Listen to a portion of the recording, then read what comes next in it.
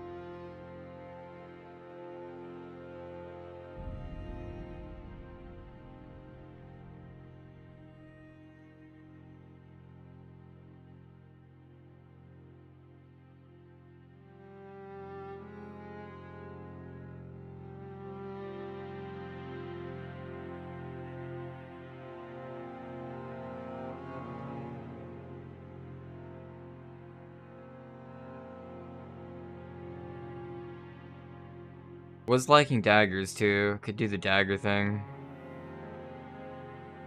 Try and get a dagger build early.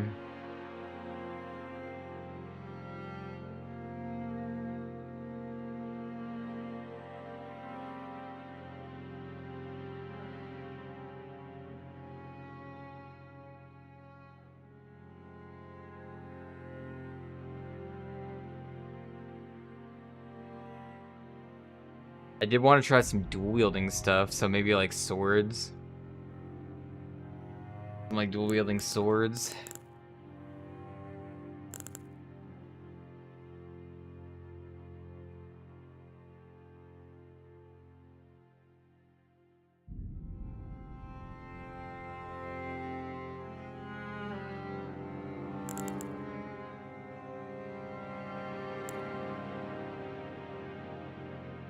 Oh, there's curved greatswords on top of curved swords. I didn't know there was a curved greatsword.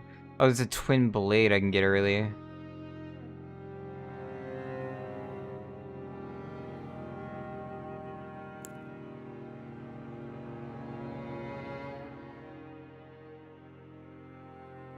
Scyther claws would be cool.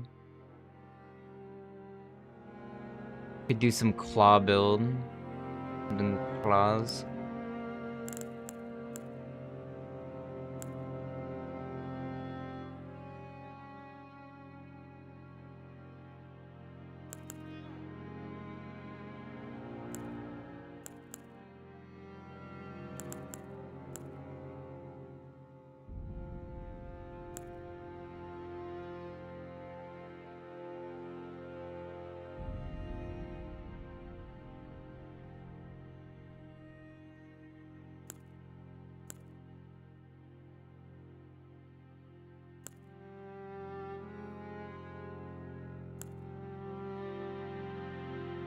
Eastpan's Cleaver, I haven't seen that before. I think it looks kind of cool.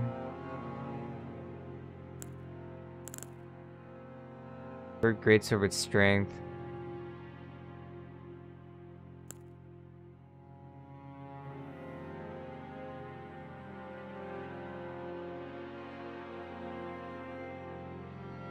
Scaling is all on strength.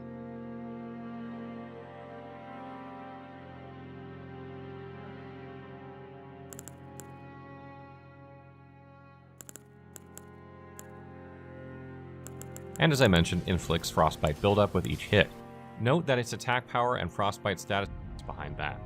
Keen actually outperforms heavy, so you might want to consider this option if you plan to one-hand the weapon with a shield. I don't recommend magic or sacred and flame art, even though they have the highest damage, since you need to invest several points into strength and dexterity to use this weapon, which requires a lot of points in strength and in summon dexterity in order to use. The Beastman's Curse Sword is the king of curved greatswords when it comes to damage, and it has exceptional guard boost as well, making it great for blocking and block counters while two-handing it. You can also get one relatively early on in the game by taking the lowest waygate on the hill of the four Belfries and learning of the lakes. However, it is also the heaviest curved greatsword and has the second shortest reach, so you'll have to consider these things as well. Fire and Lightning take the top spot here, with Magic a distance second and Sacred and Flame Art coming in third. Heavy is miles ahead of Keen in terms of Cleaver is kind of cool, which is also coincidentally outperformed by Cold as well, making it a decent option. Because this is primarily a strength-based weapon and one that blocks well two-handed, I suggest using it in this manner, particularly because it's so heavy, and using jump attacks, R2s, block counters, and a solid Ash of War like Wild Strikes or Sword Dance to take out enemies in any manner that is fitting. If you don't like the length of the weapon or it's too heavy, Ullman Cleaver is a solid second option. So that wraps up our curved.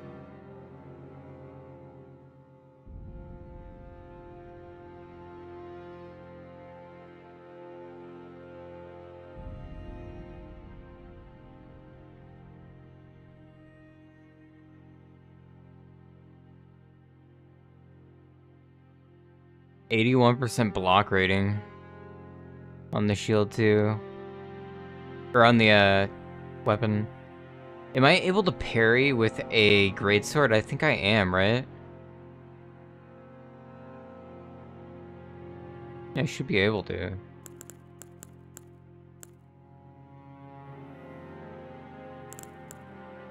Some cool greatswords. Beastman's Curved Sword.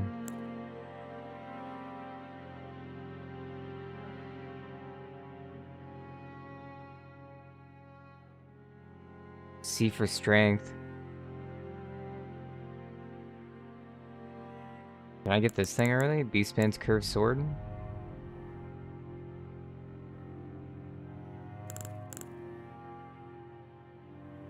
Azula Beastman. Oh, those things.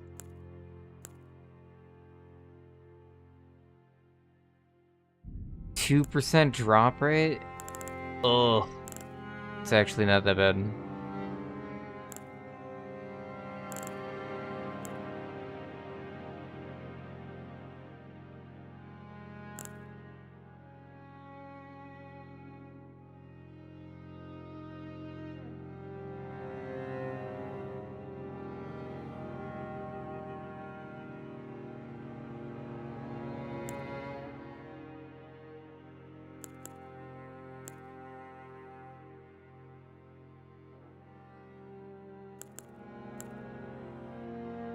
Might do claws. Might be claw time, chat.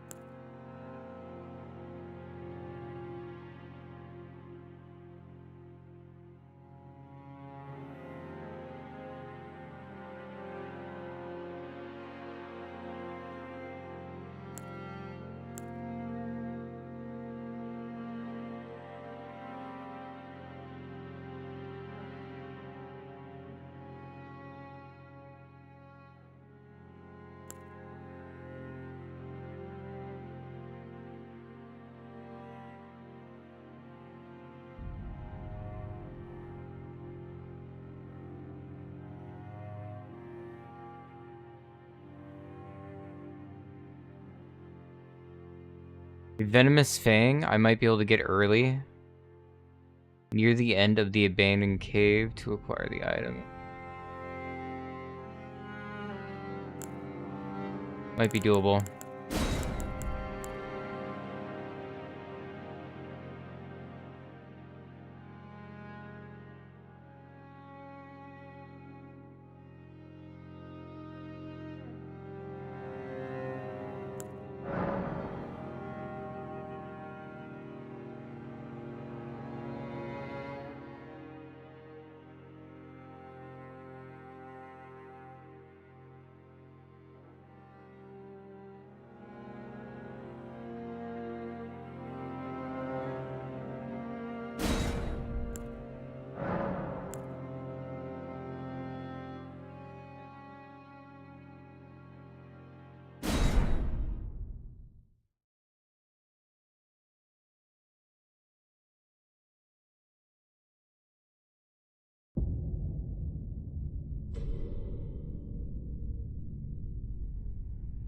The fallen leaves.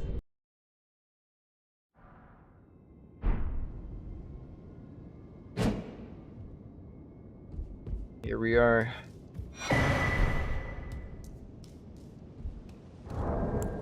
What does this finger do again? Oh, it's just the writing thing.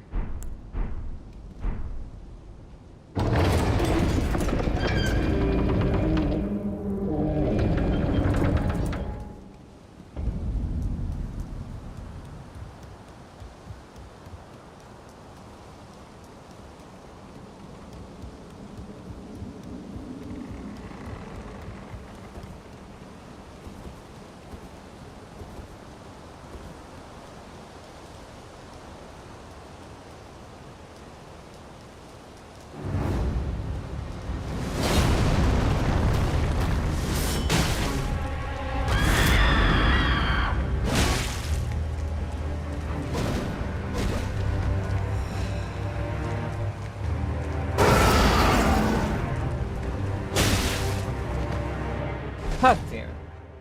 You fucking jabbed me, man. We gotta remake the character chat. We gotta start over. We gotta go back.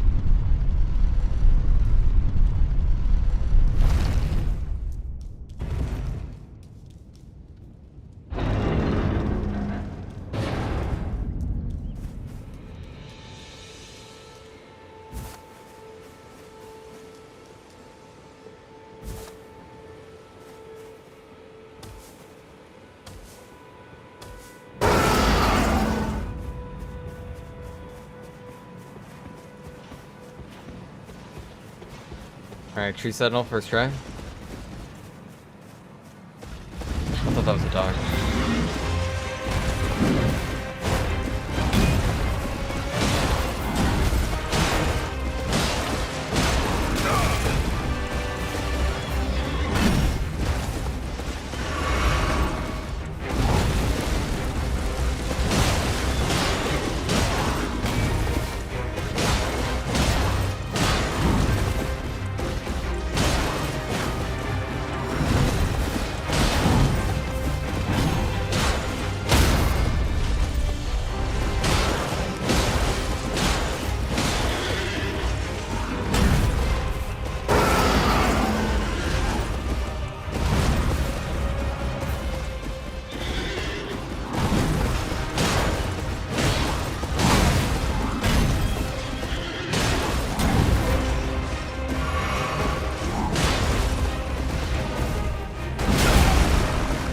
Way it's been that one.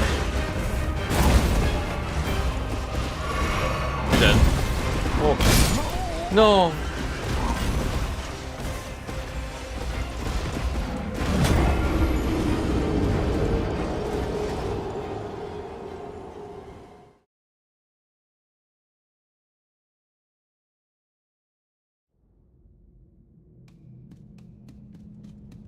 Fire up there. Shit. I'm gonna probably get my Fang weapon.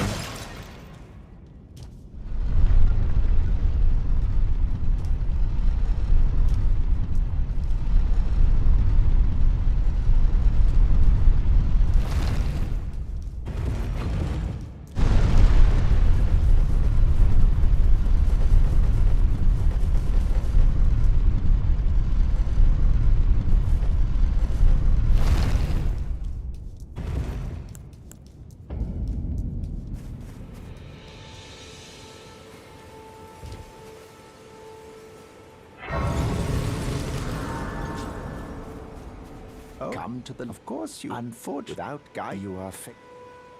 Me. Are you familiar? You may also... That... It will leave... Even if it...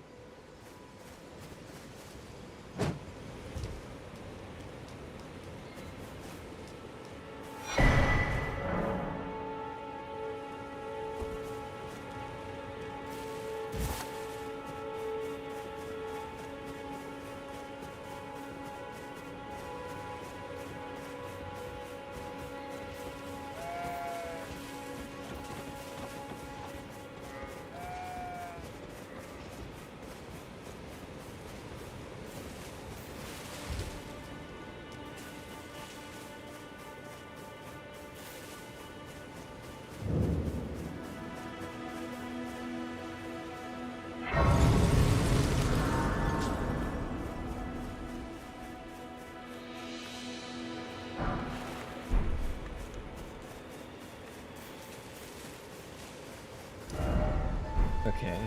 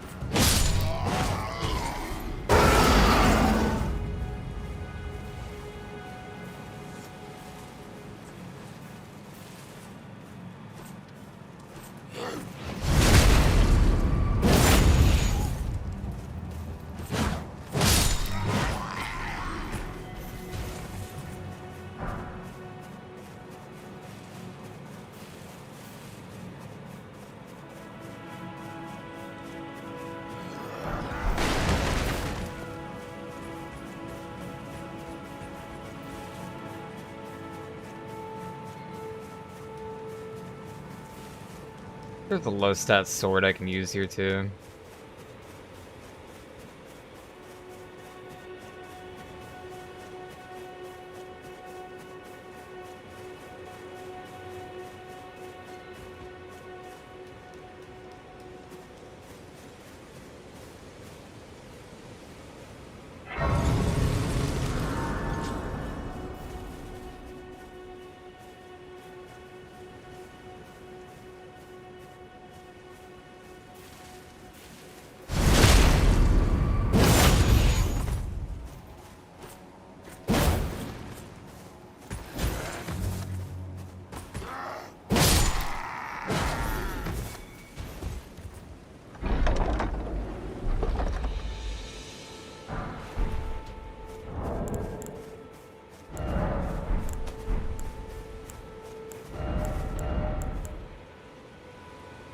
Strength.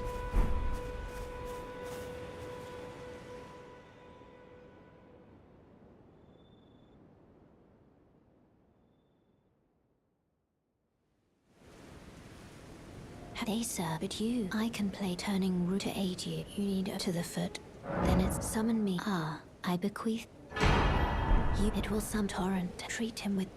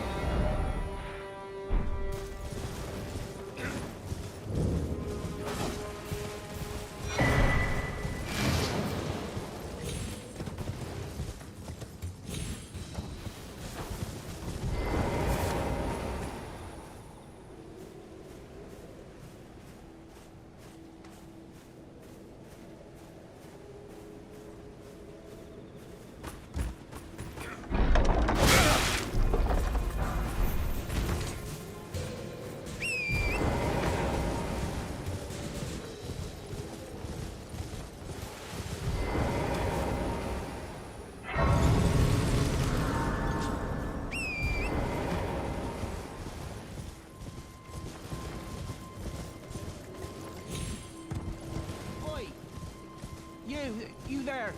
Could you help us out, Cully?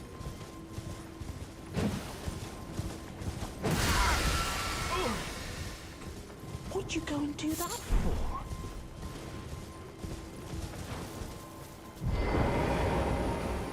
Some clod turned me into a tree. You were just... Thank you. I was pushed and I ended up... Oh, when they... And so this is all I hope. Or I could then...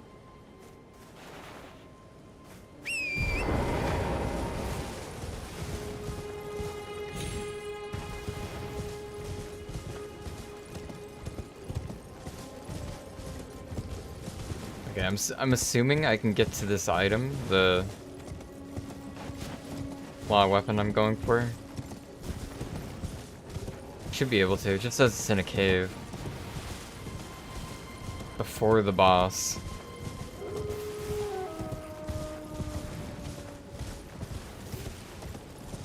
That makes it doable.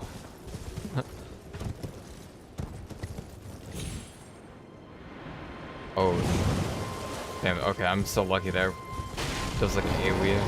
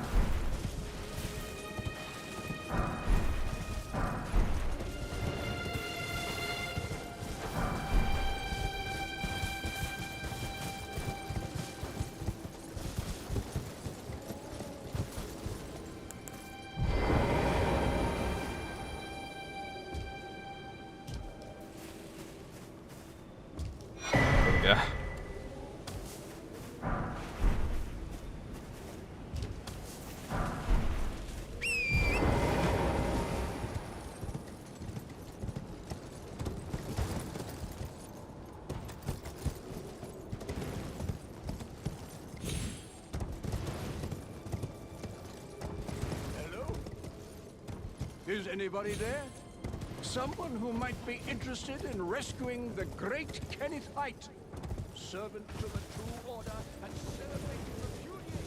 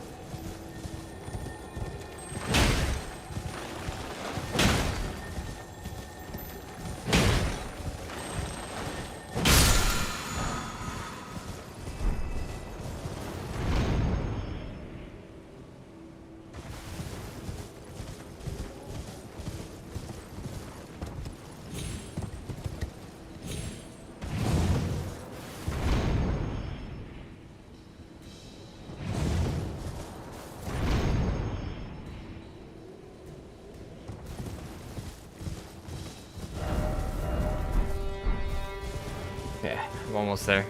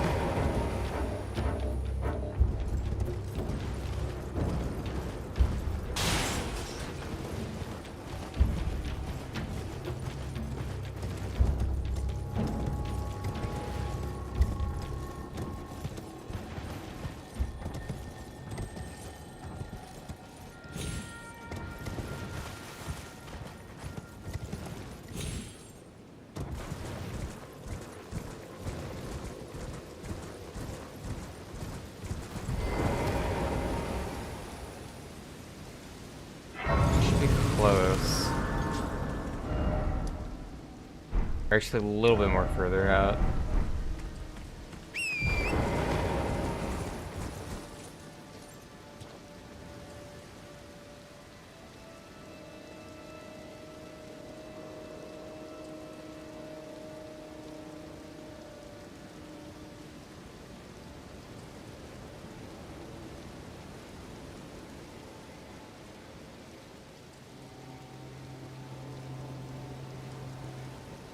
Yo, what's up?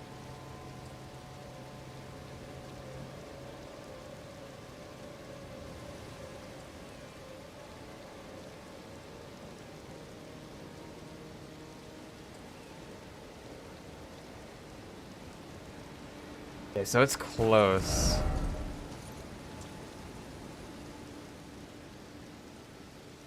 I think, wait.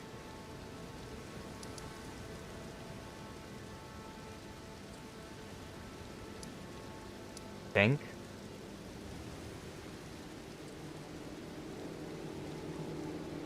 Maybe it's like right down here. In a cave. Probably down here.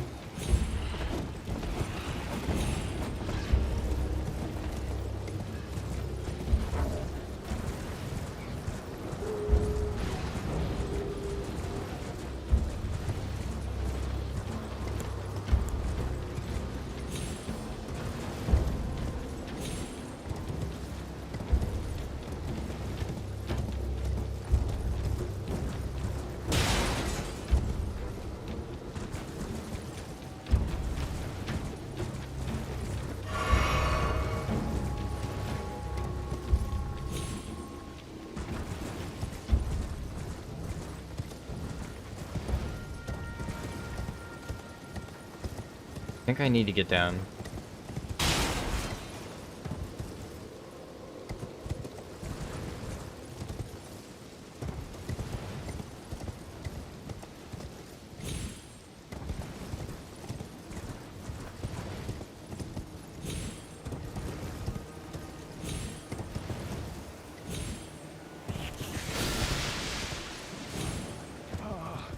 Welcome, dear customer.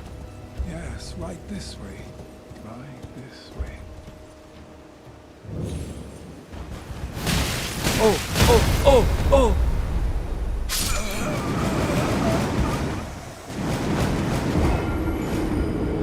I just got you baited so hard.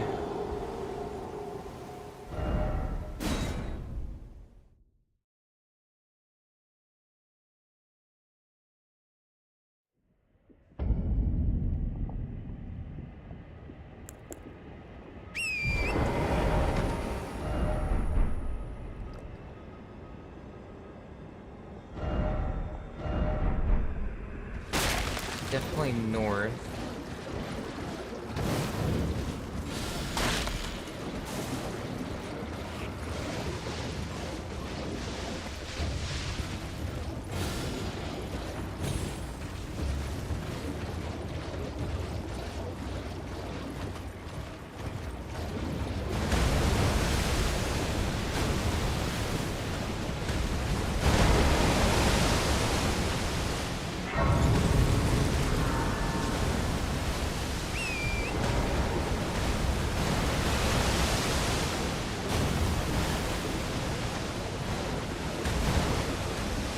Wait. I think it is this way.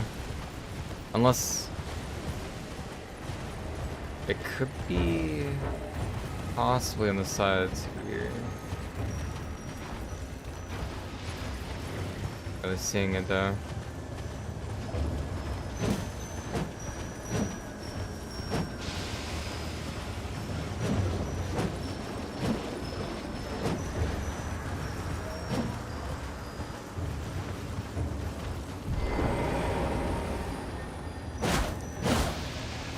I'm at the wrong rock.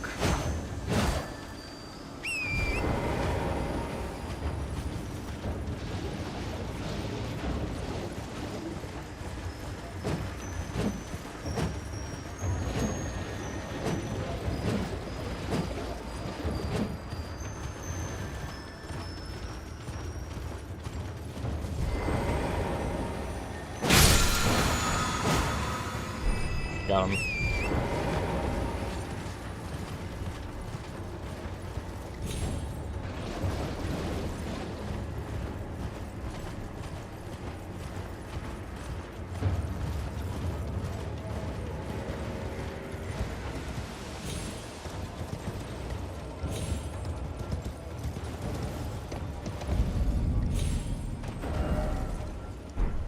Okay, so I'm assuming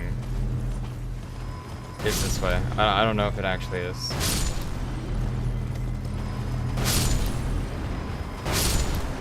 I don't think it's this way.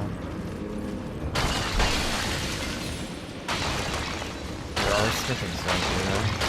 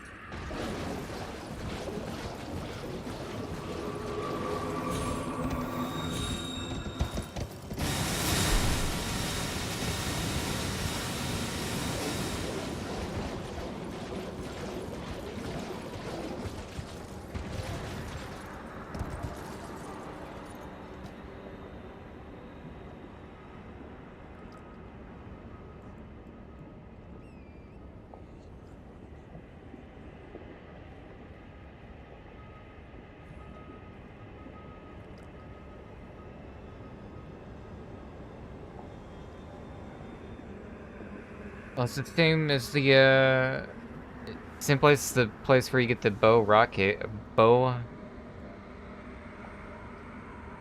the serpent bow, I mean.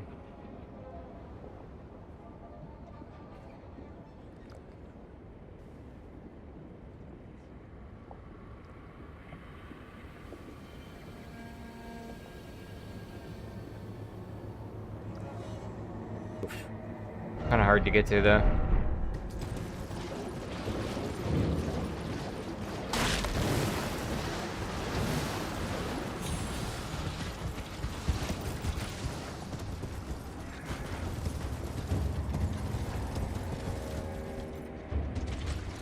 Let me have the shiny. Oh, meteorites,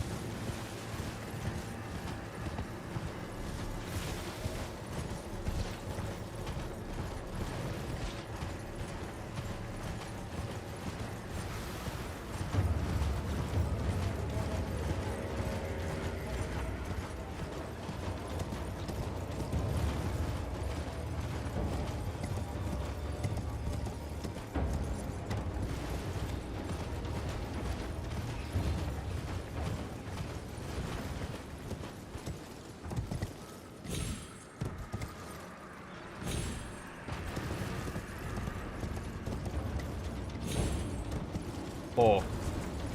Didn't think I was gonna make it for a moment.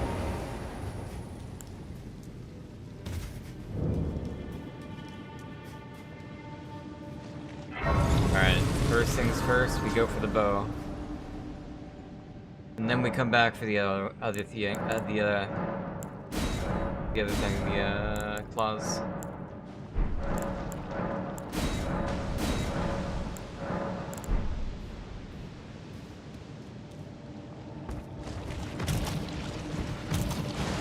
On the next one.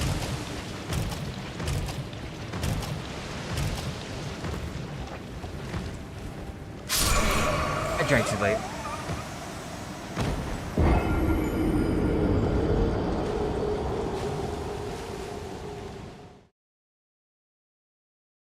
Allocate 5 also.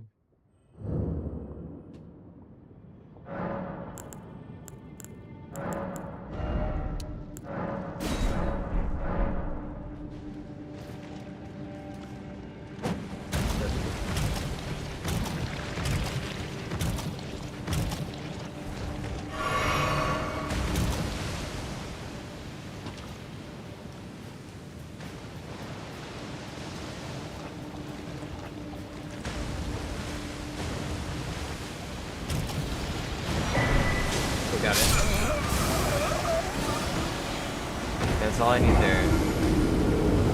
And then we go to the right side here for the weapon.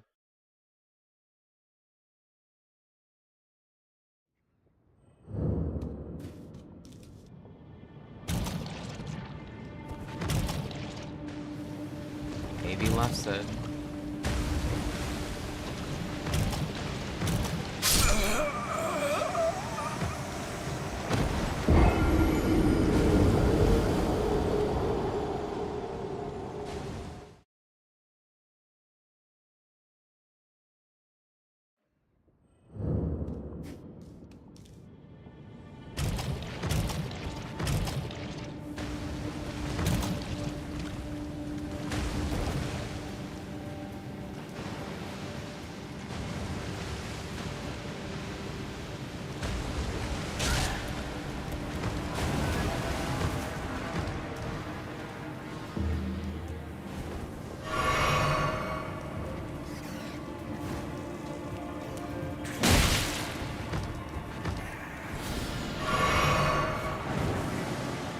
I don't think it was this way.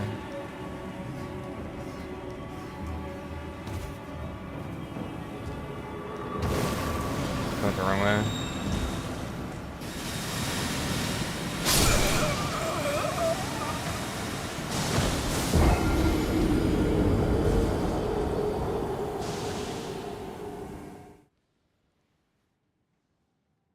Let's see. They went the way with the rats where I went. We went the ratty room. After the ratty room, flower.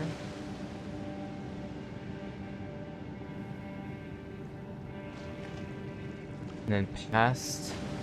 Oh, not past. Behind the flower. Okay, okay.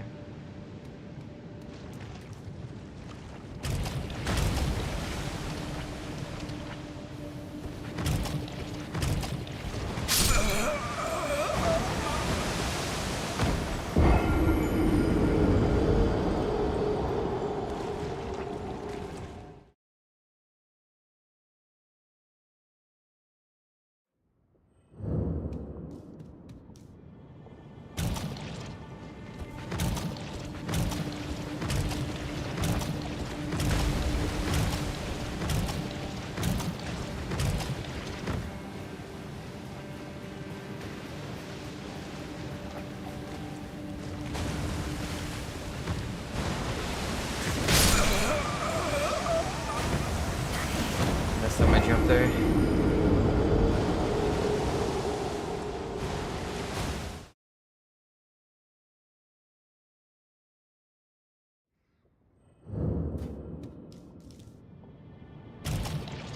Went the wrong way this time. Fuck.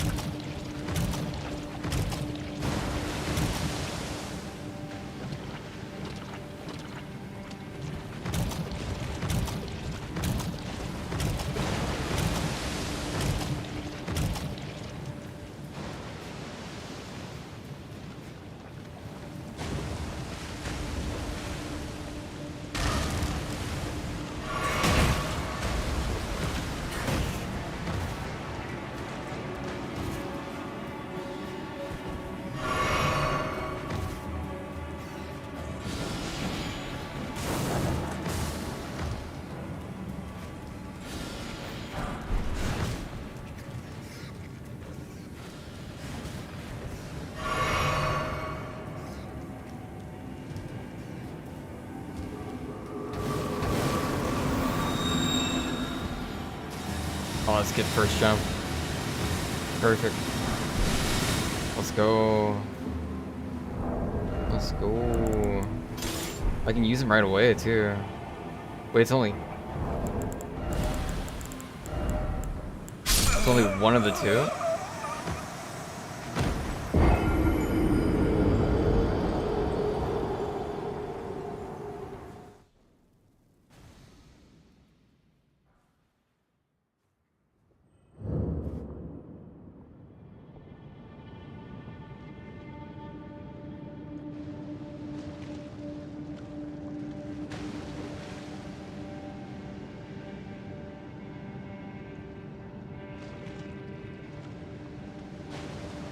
Alright. We got Venomous Fang now, though.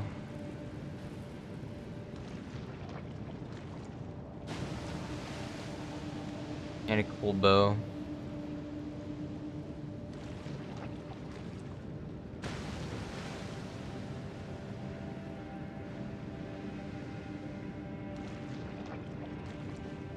Let's see, can we get Raptor Talons?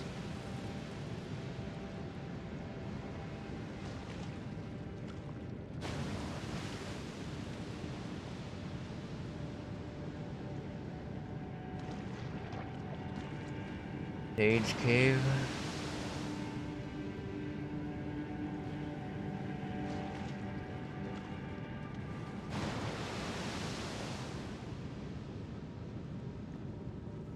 Oh, it's easy.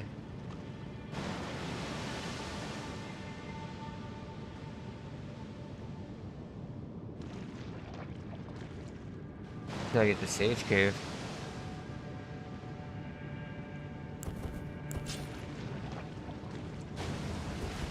Oh, there we go.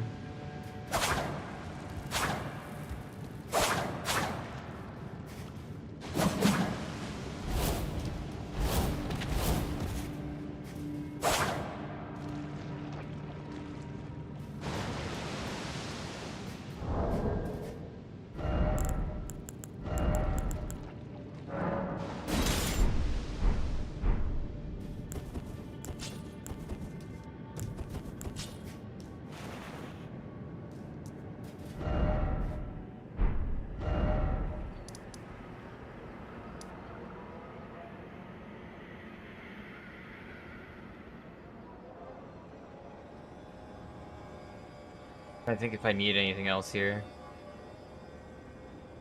Medallions, I guess? I'll definitely need the medallions unless I go the other way.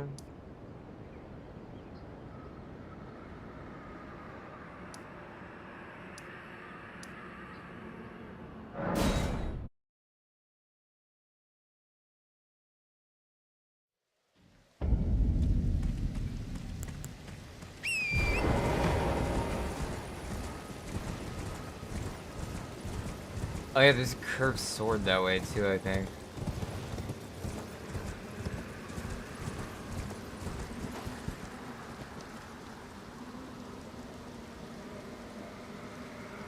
I forgot where he said it was at though.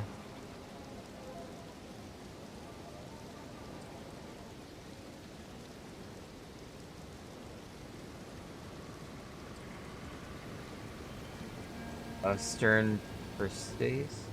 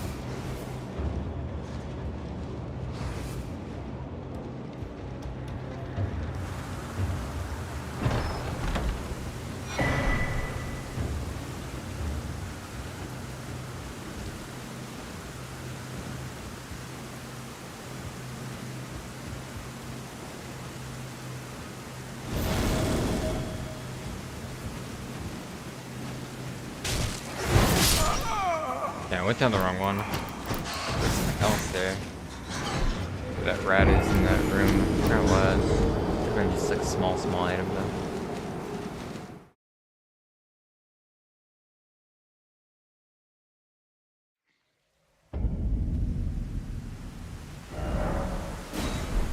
Then since I'm here, I'm getting Bloodhound stuff. Like I'm here. I might as well. It's not that one actually. Wait. Why do I always forget this one?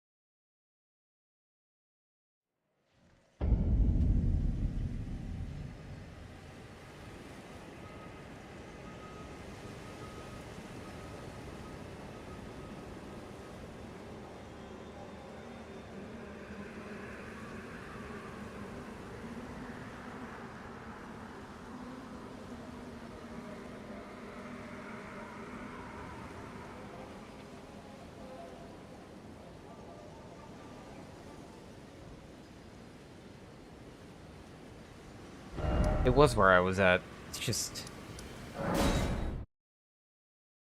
south, I think, or east.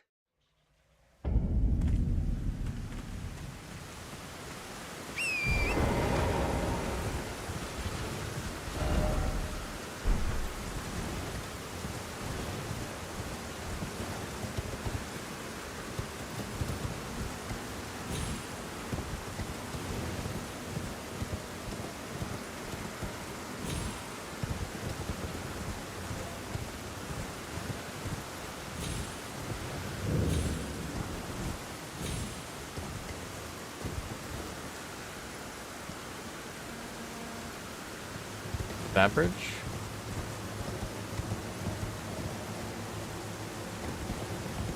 I think it was that bridge. I think this was in fact the one.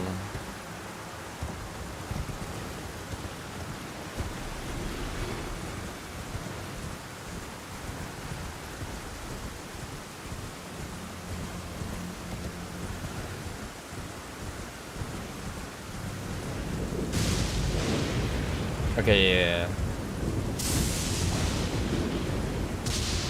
I remember it from this side now.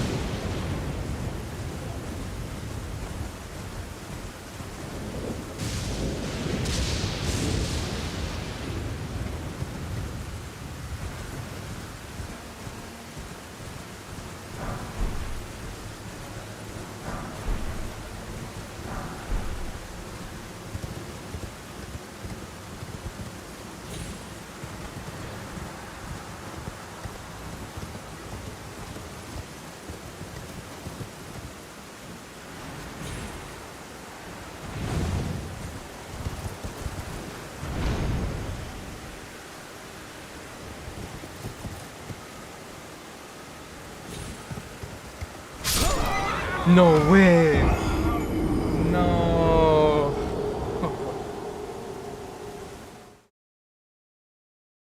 I was at the fire too.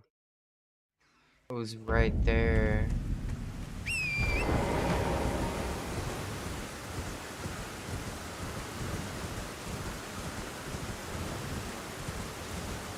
I should have just grabbed the fire. I should have just grabbed it.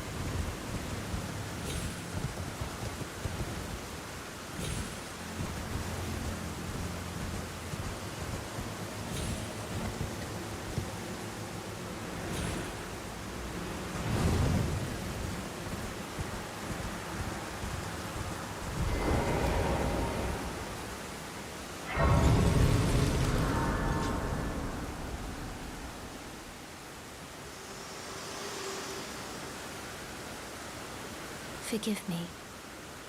I to determine if you had. It seems torrent, whereas I'm in. There is, but I can take gathering.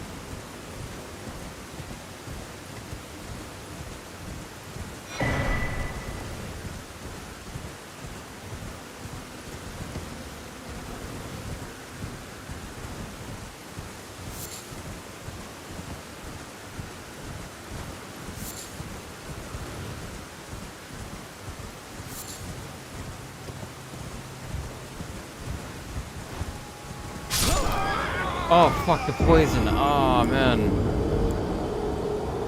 I wasn't thinking. I wasn't looking.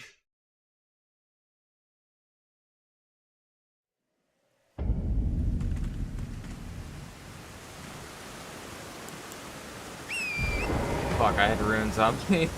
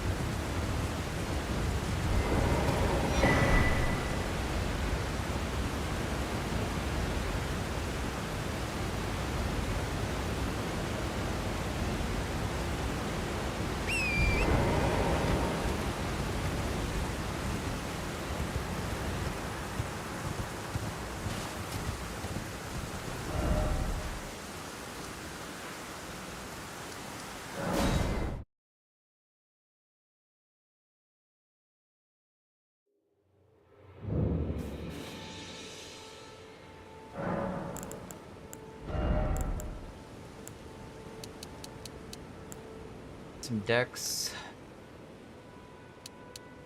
Some vigor. 15, I think. Maybe none. Nah, 15.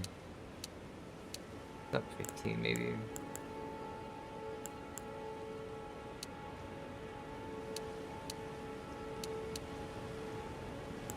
$20 dex. 12 strength at least.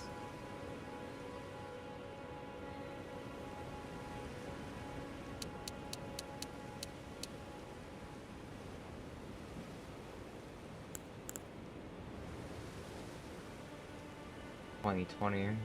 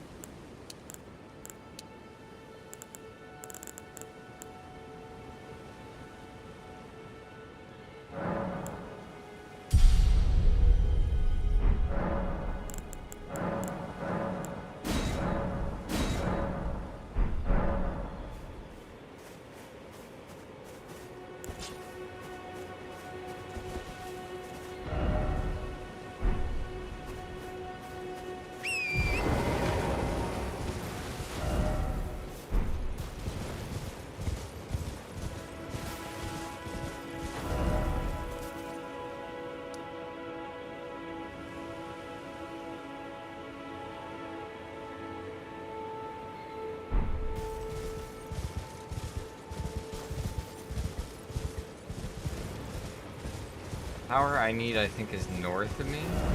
Oh wait, south of me. I need the other medallion piece though. I think the other medallion piece is this way, right?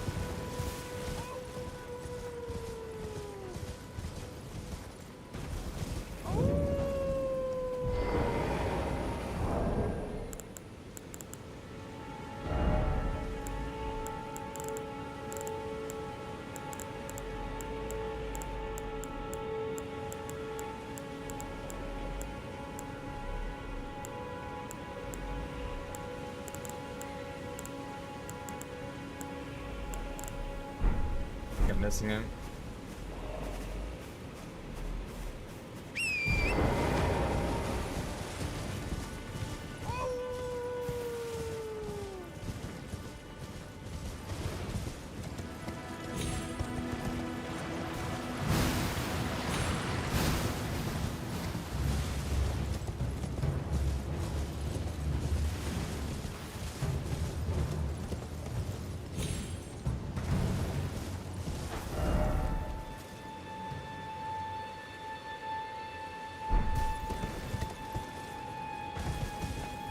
It's just above me.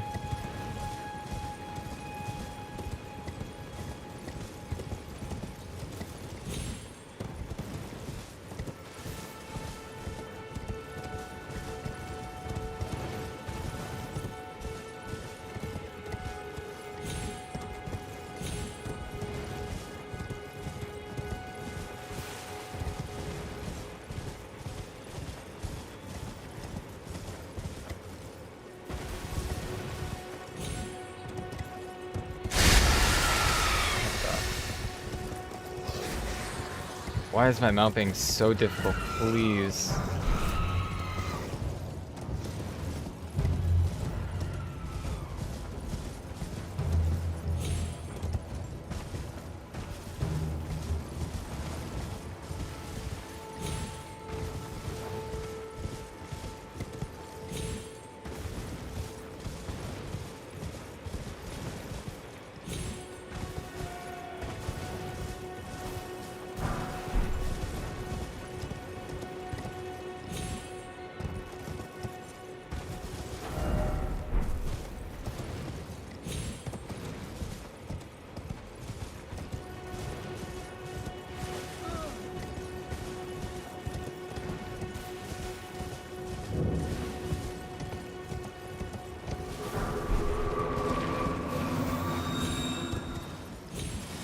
Yeah, that's the castle I'm looking for. That's where I need to go.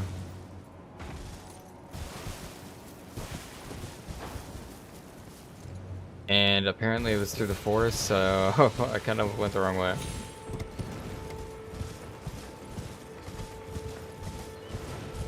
Might as well get a waypoint here though.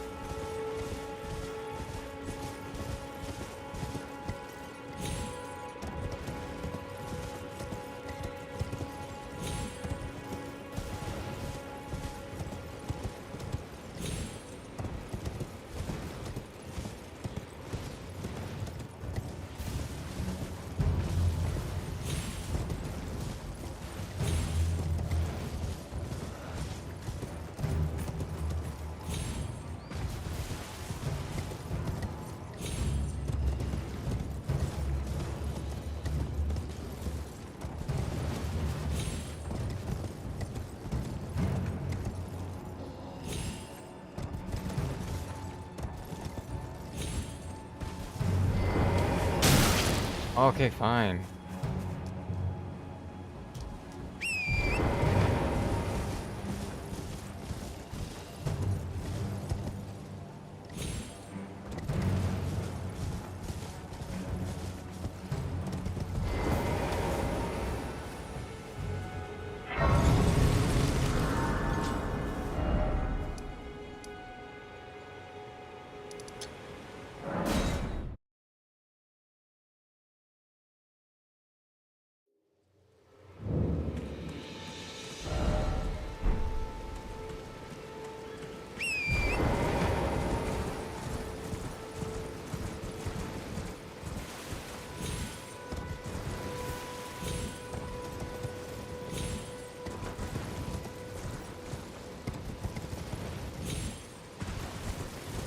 Is there just a blue line there?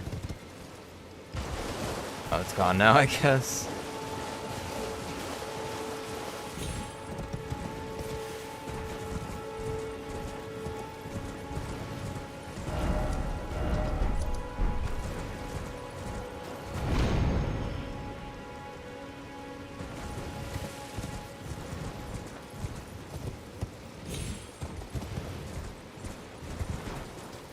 Wait, no.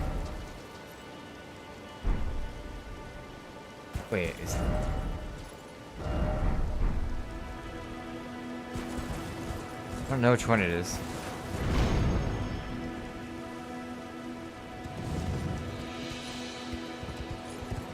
It's the south one, right?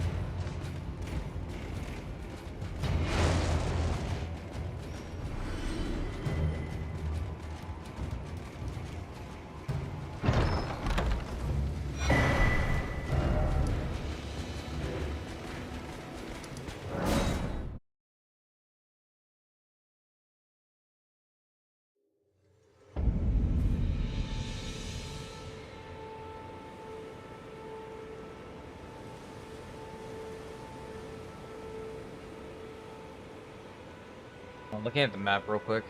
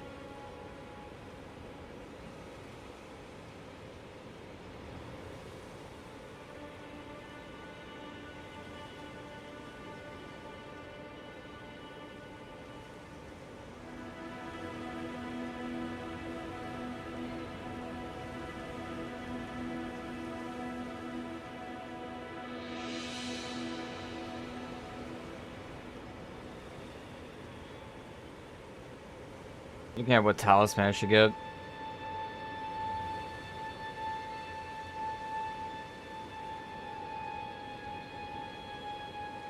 Green turtle's decent, I guess, though.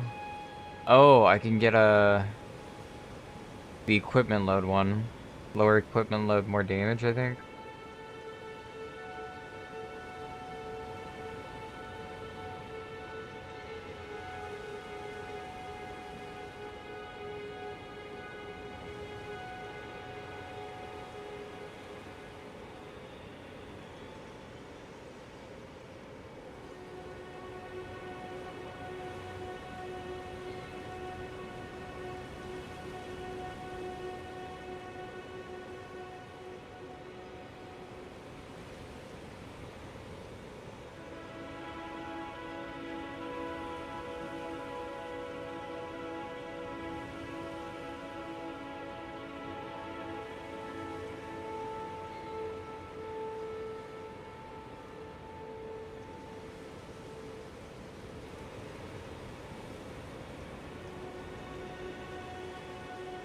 And do it.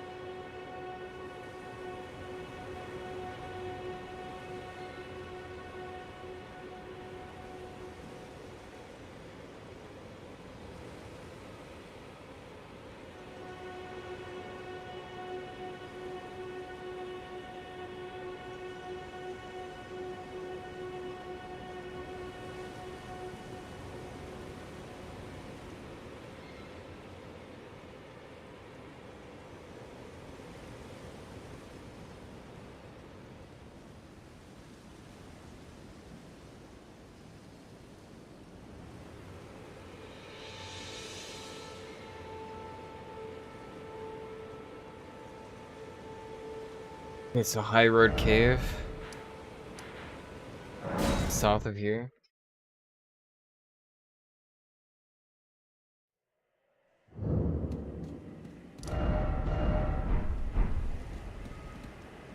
I hate the way these things look.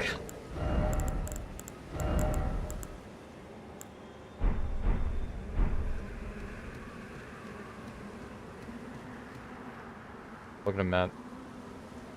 Look at him.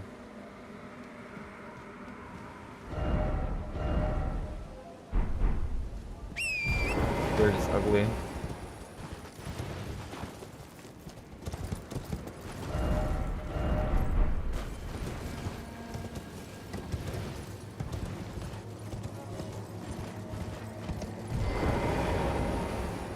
I activated the thing.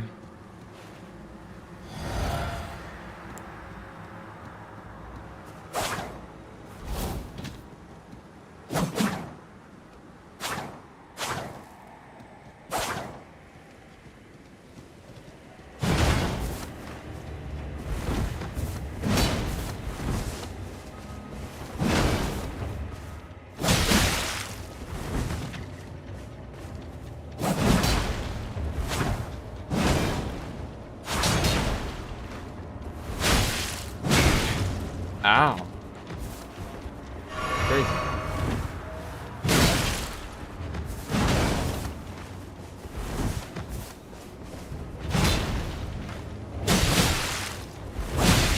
That move's pretty cool. That poison. Oh shit. Big damn.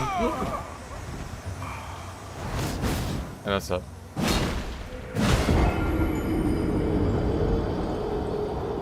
Ooh, the poison's looking kind of crazy on it though. Look at that.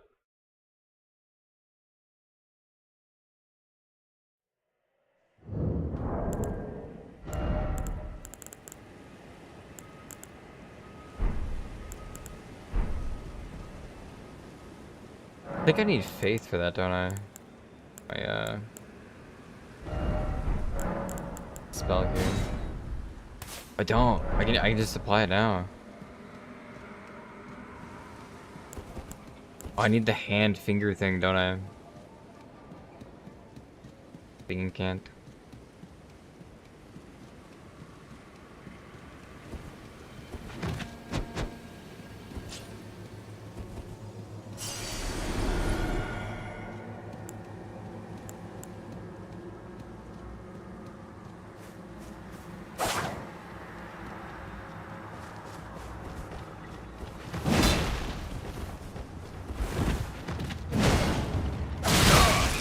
Oh, what the heck?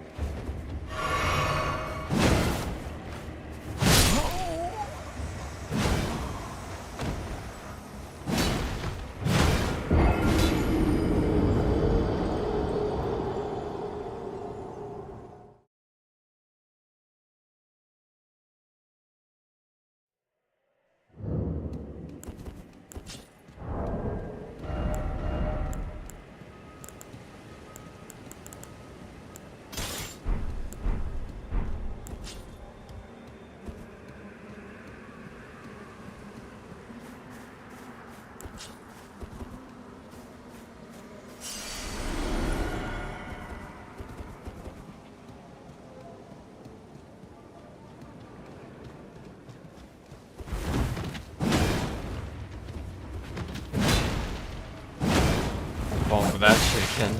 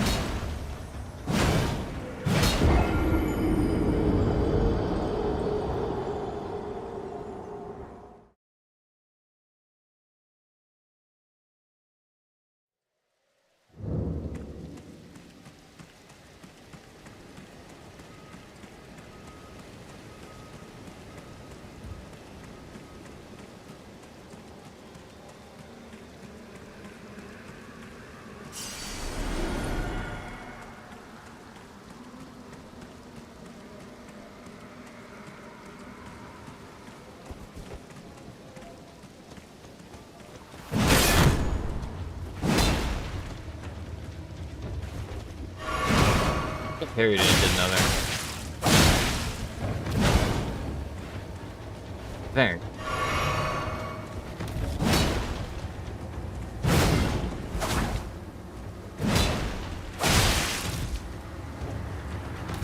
Boys is kind of nice.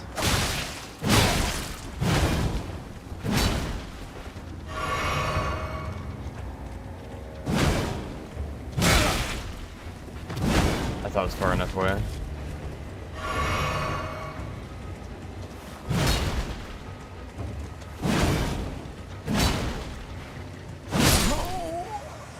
In what world does that hit me?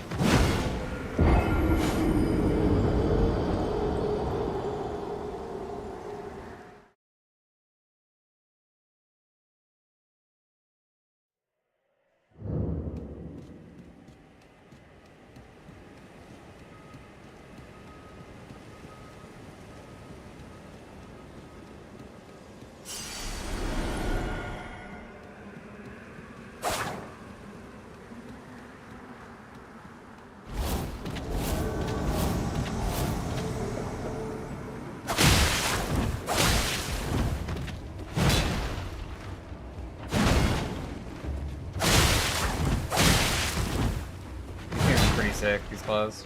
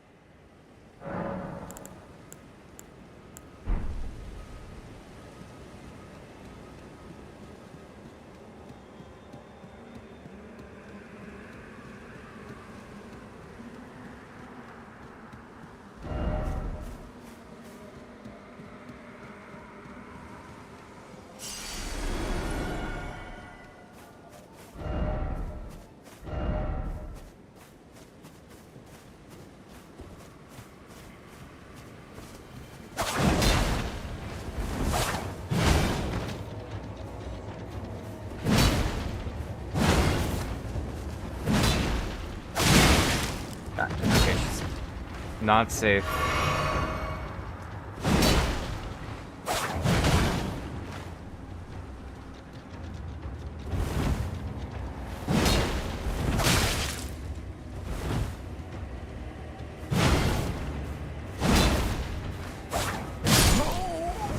What the?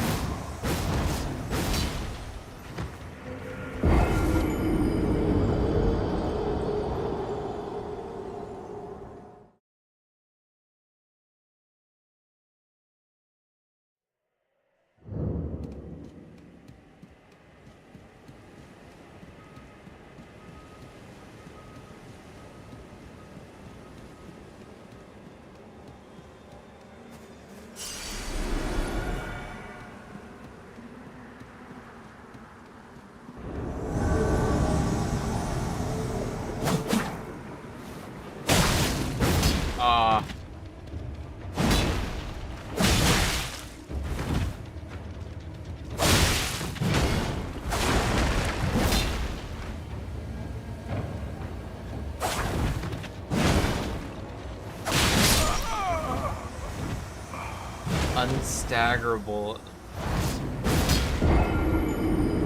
I don't know, man.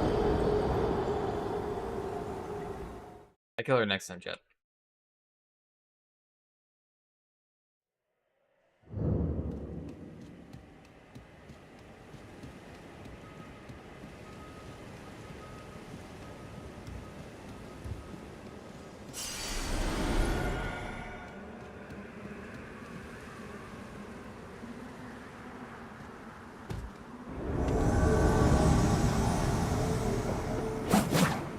No.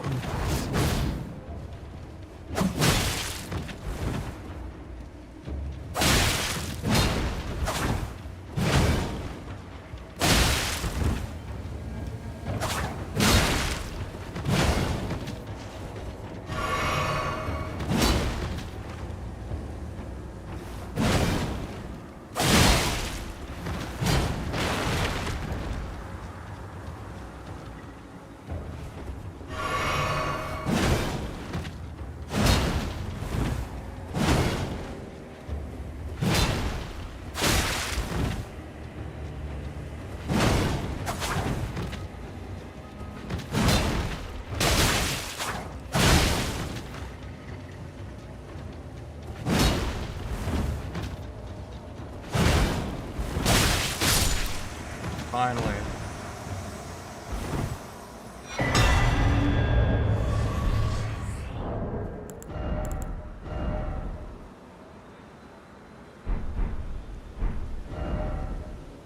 I have no need for that item.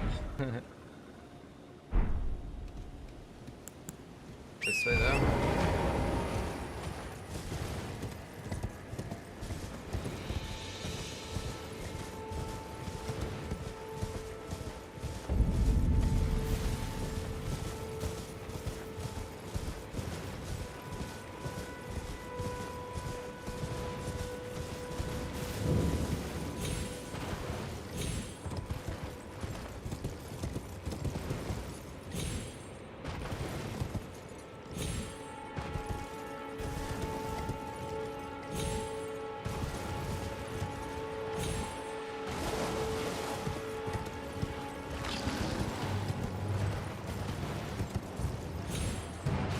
Could have enough for a level.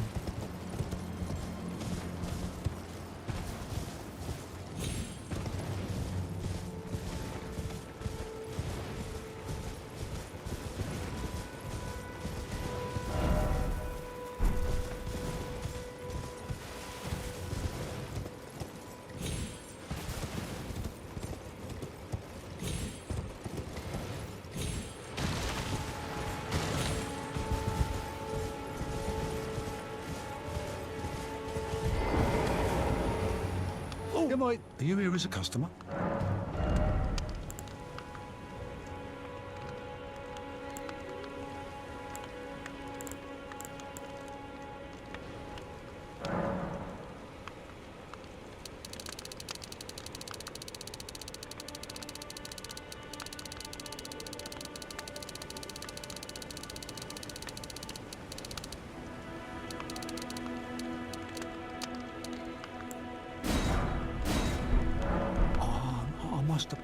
I'm afraid of it.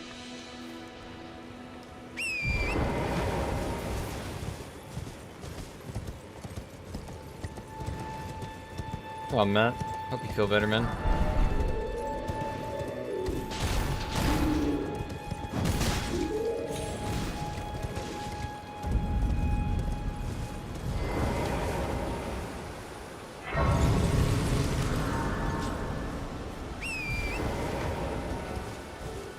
Hello?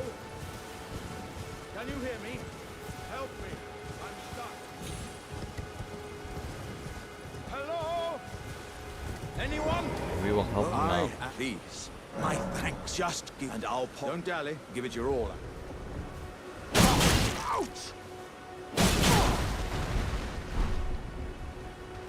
Oh, that. Well, I.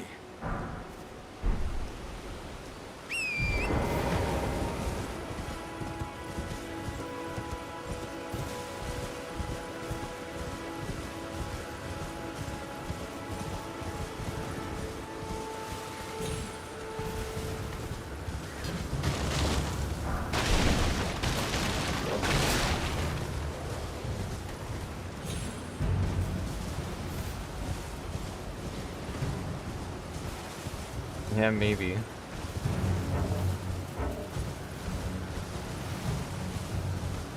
They are curved a bit.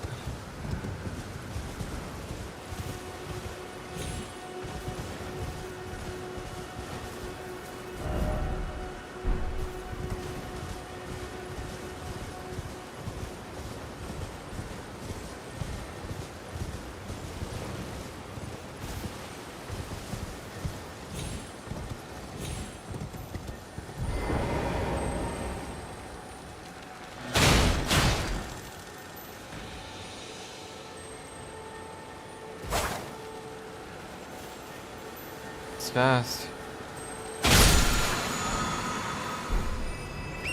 Oh, you get a somber missing stone 1 there.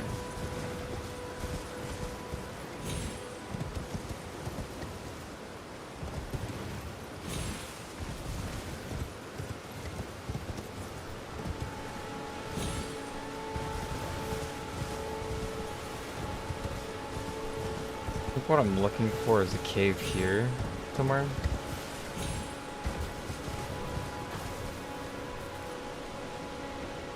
Right, further.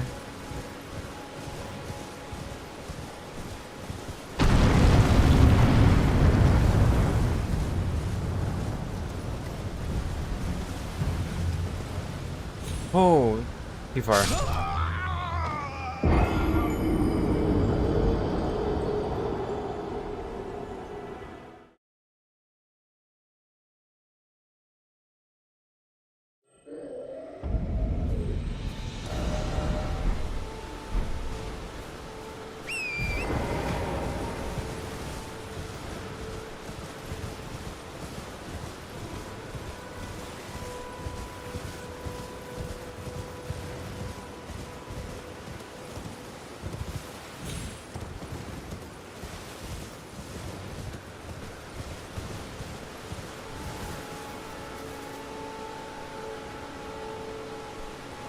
Oh no, it's actually dropped by the Guardian Golem. It's that guy.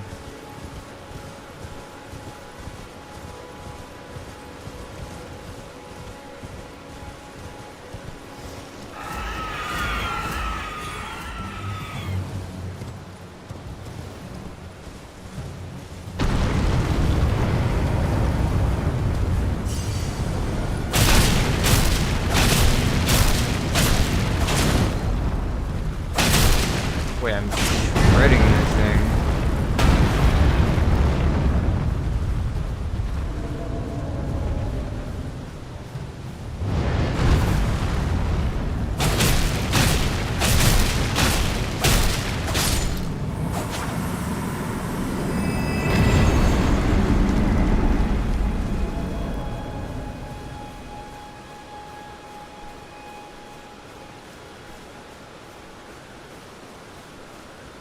Okay, I guess it's not.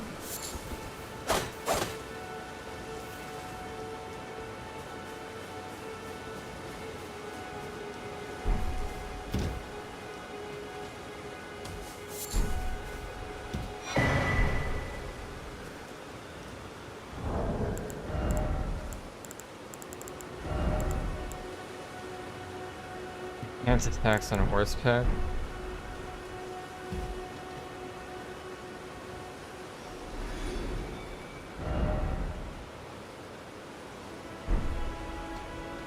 So it's saying it's like south of me.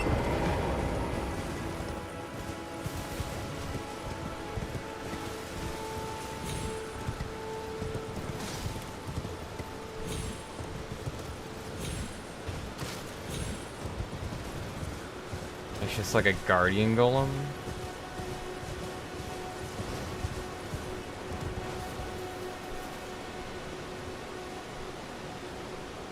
Within High Road Cave.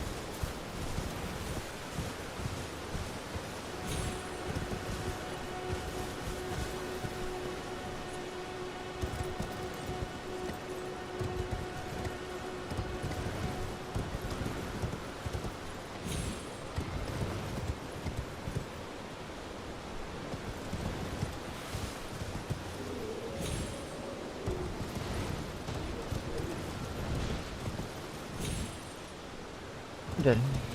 Wow, I survived that somehow.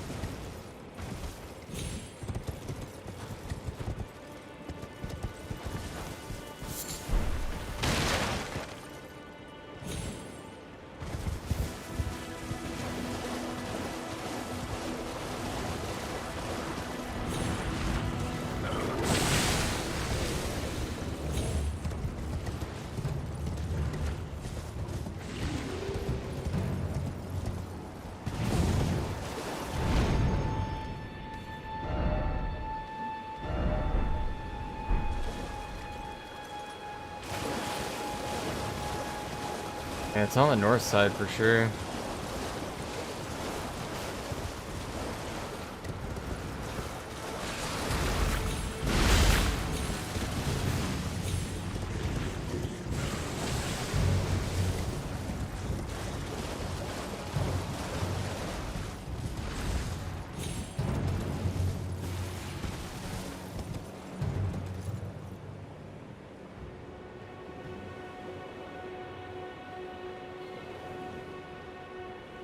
Let me look it up.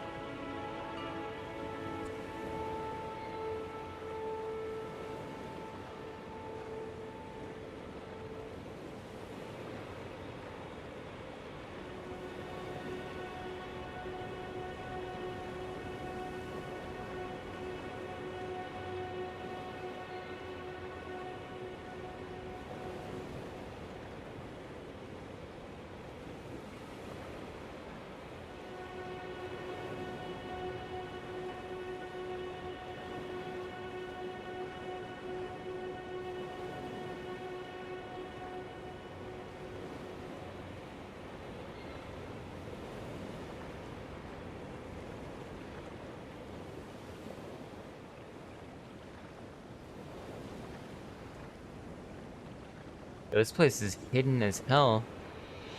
I'm literally staring right at it, chat. Do you see the cave? I didn't see the cave.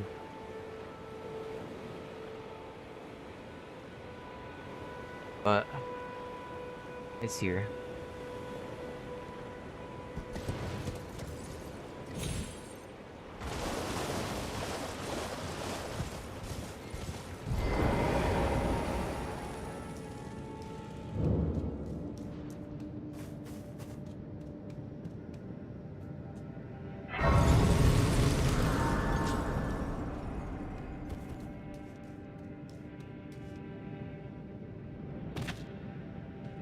What?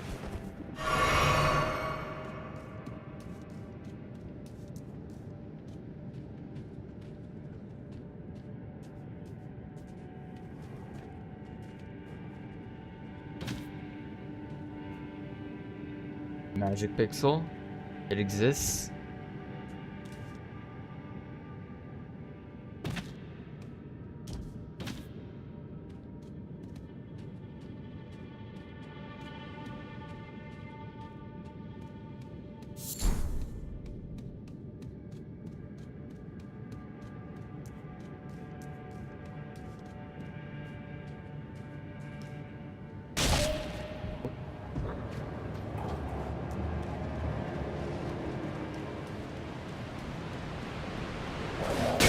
Oh, shit.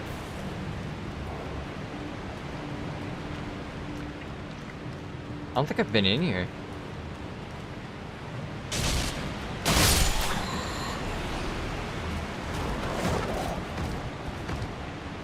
Like Wolf Cove.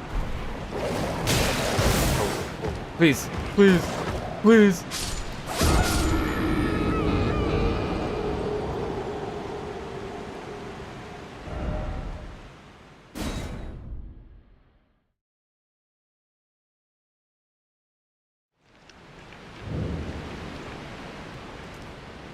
Oh, there's a stake here.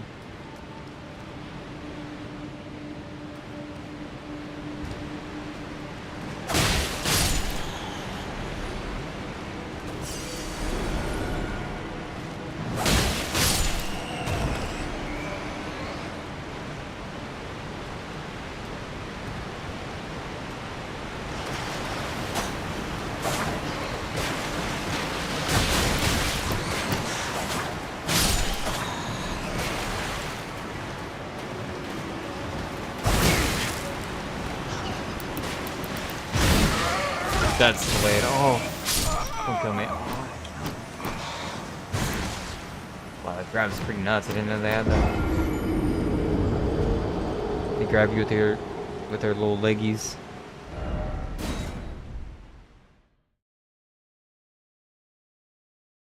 I've definitely must have been in here before because my main actually has this item. Although I don't know if the item's from down here.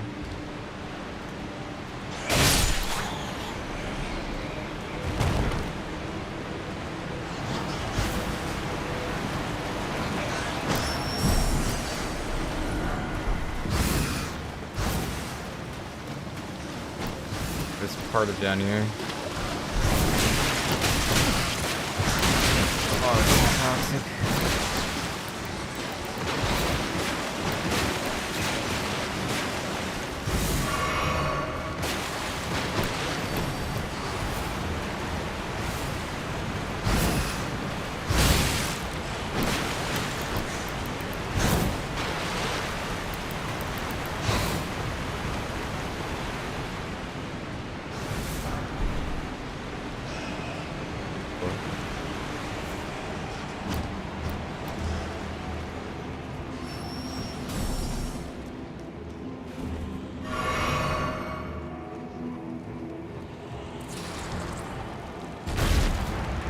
On the boss.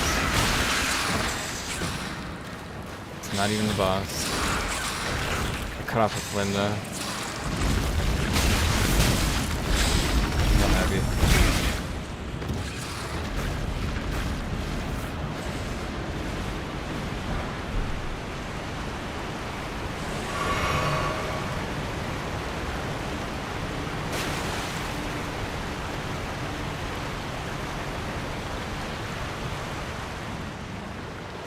Yeah, I found the real boss.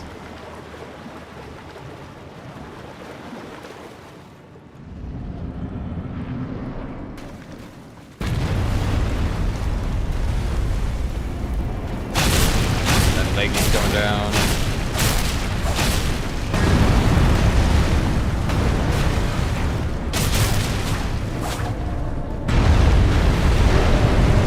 Where is he?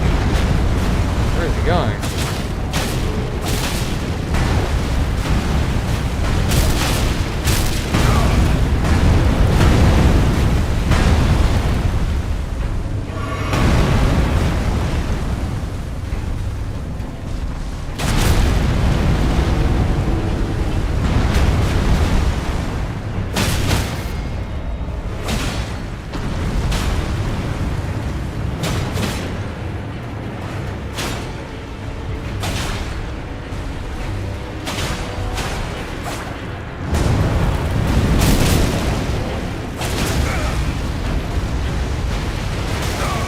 Okay, kind of cheating.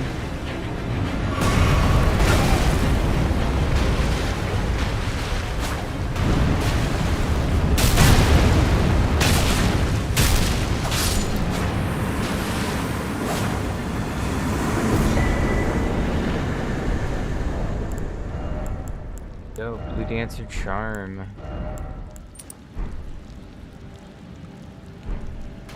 This is a cool dungeon too. The setup for it. Definitely a cool like low level dungeon they put in there. Like it has a waterfall entrance. It's all like hidden. That's peak. That's peak fantasy. Hidden waterfall chest.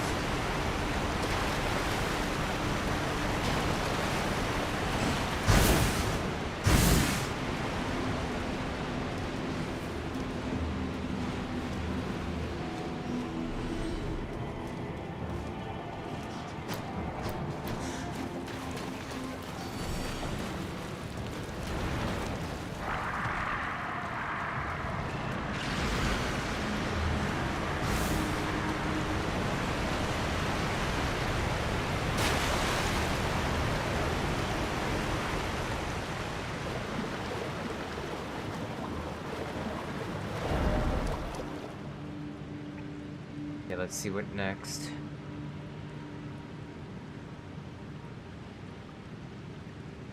There's another claw weapon I wanted to get. Those up the ladder. Or up the lift, I mean.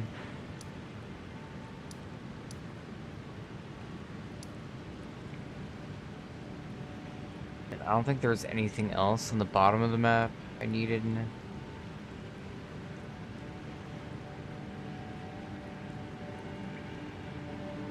Let's see.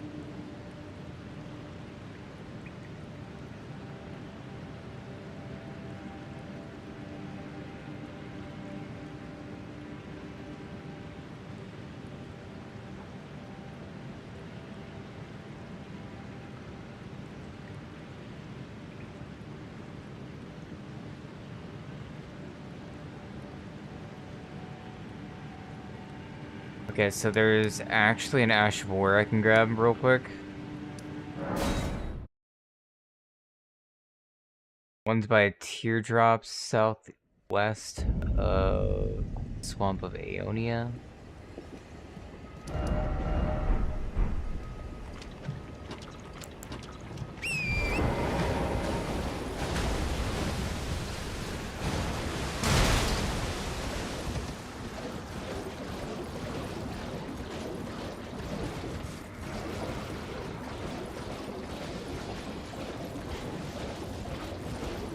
There's just a scarab somewhere down here.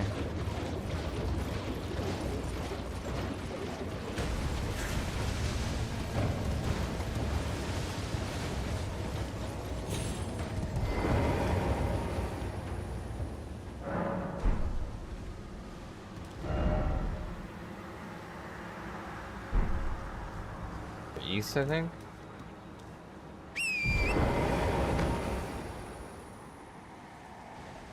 But it's more east. And then like, oh, they're just.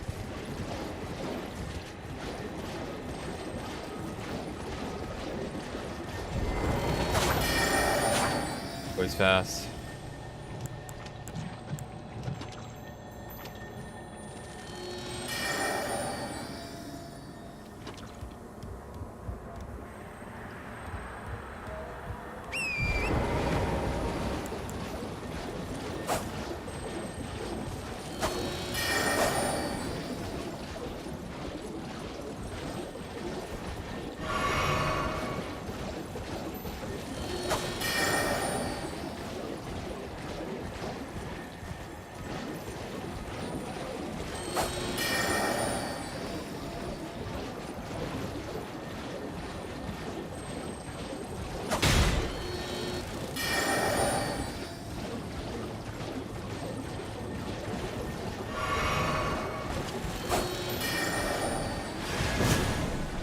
Oh.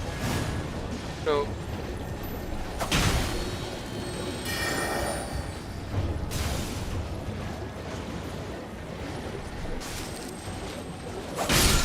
Yeah.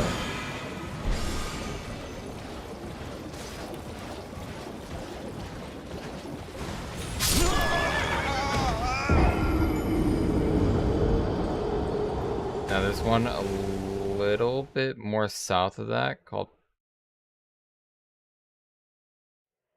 Poison Moth, but it's by Night Cavalry.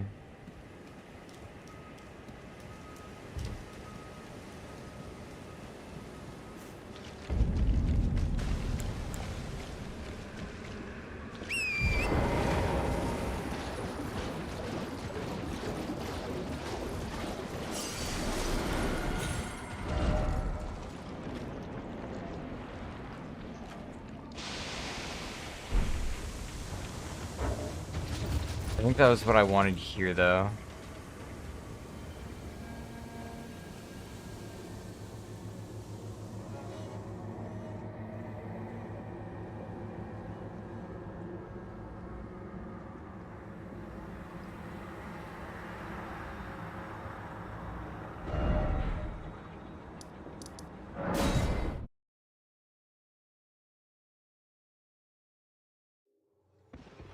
This way, Tarnished. May I have a word? I don't remember this interaction. A pleasure to meet thee, Tarnished. I am the witch Renna. I'd heard tell of a Tarnished Renna? hurtling about atop a spectral steed, and upon looking into the matter, the talk, I surmise, is of thee. Thou art possessed of the power, no? To call forth a spectral steed named Torrent. Ah, as I had hoped. I was entrusted this for thee, by Torrent's former master. I can get Lone Wolf Ashes for free? 'Tis a bell for calling forth spirits. Summon them with it. From ash and return to the Erdtree, the spirits will obey thine command but briefly. As they recall, now it is thine. Forgive mine intrusion, Tarnished. I doubt we shall again meet. But all the same, learn well the lands between. How long will it be, I wonder, before the Tarnished tire of obeisance to the two fingers?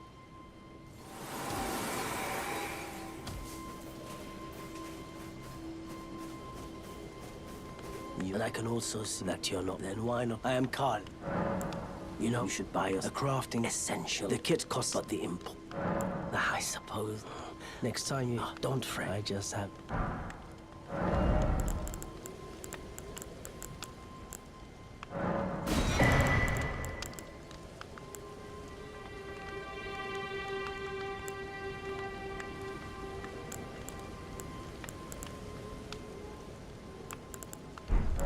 I'm glad you took my warning to heart. You've made an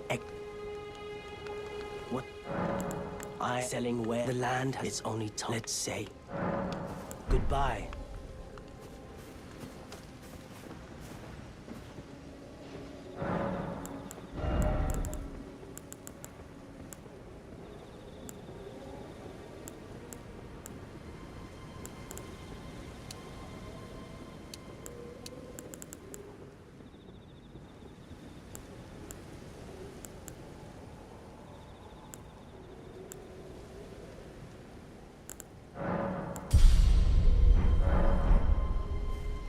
Oh yeah, Brownie.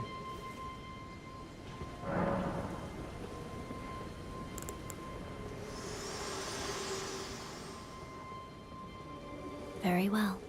Let my hand rest upon you, for but a moment.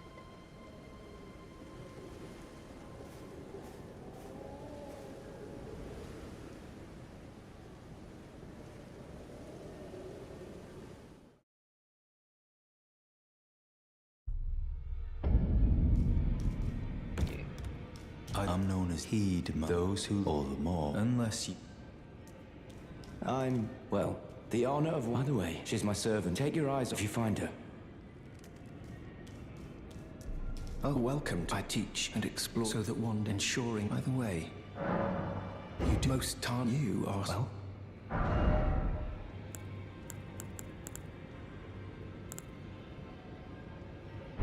May the golden order shine through you.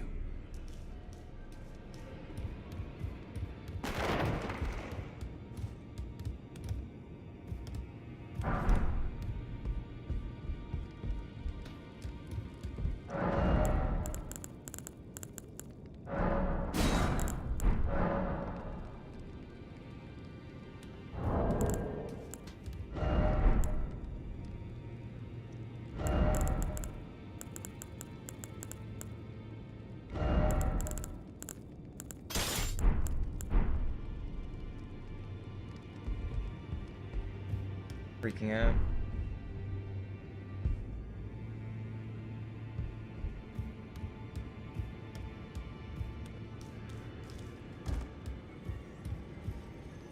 Oh, that counted very well. It is sick.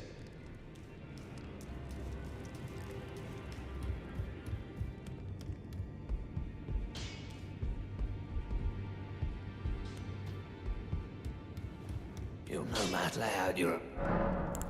That's nothing special. I'm trapped. That's all there is.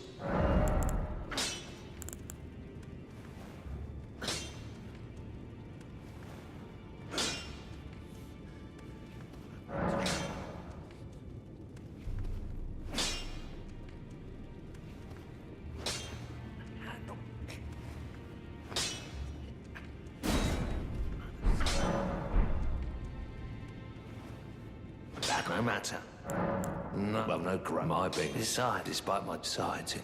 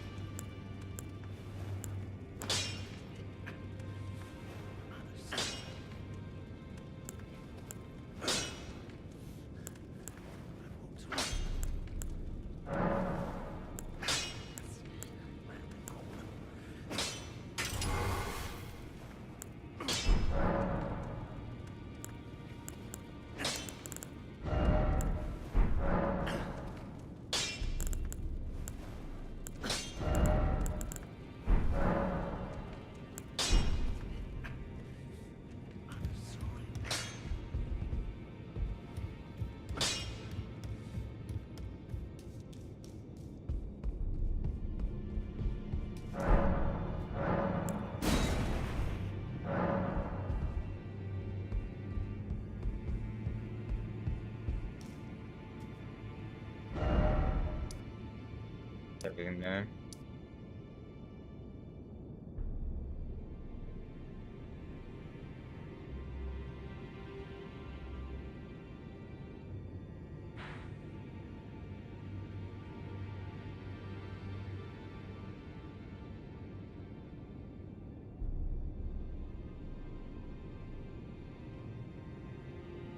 Okay, so Sage's Cave was next thing.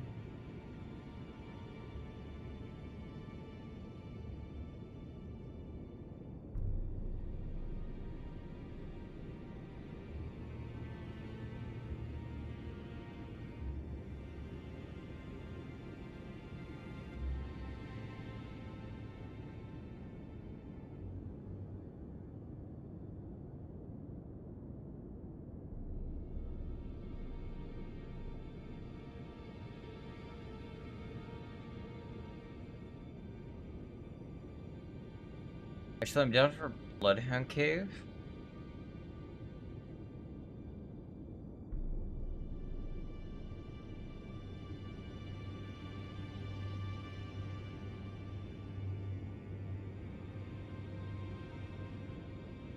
There's a bow I can get here too. I need a key.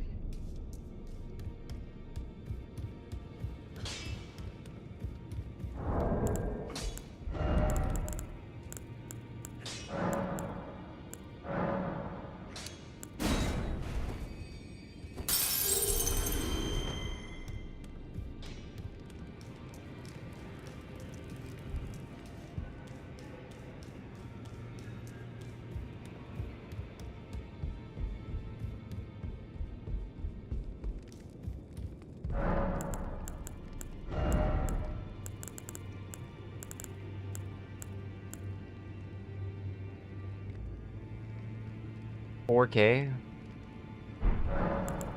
that higher than usual? They upcharging?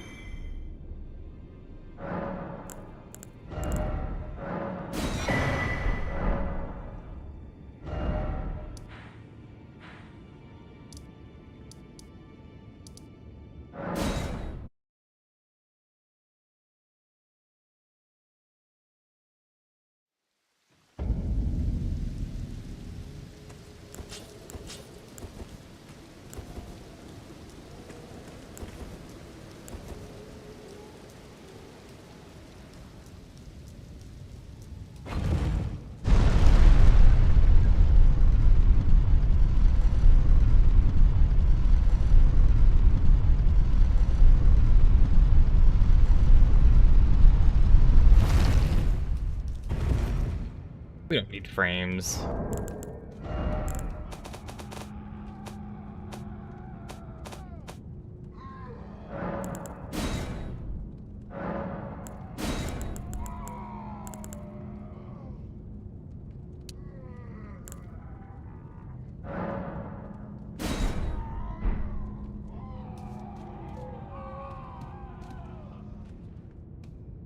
Dude, what's going on down there?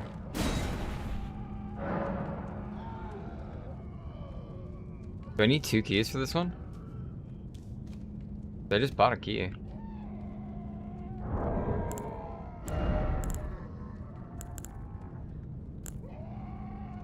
Did I not, Pike?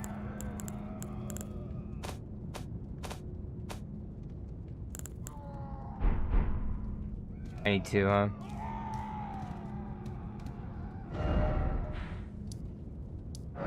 Back I go.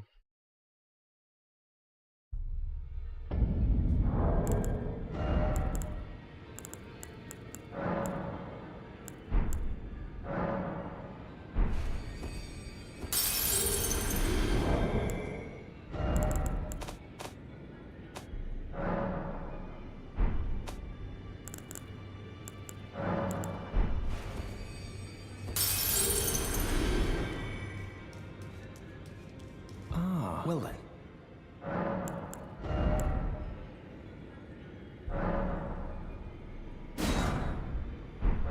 May the Golden Order shine through.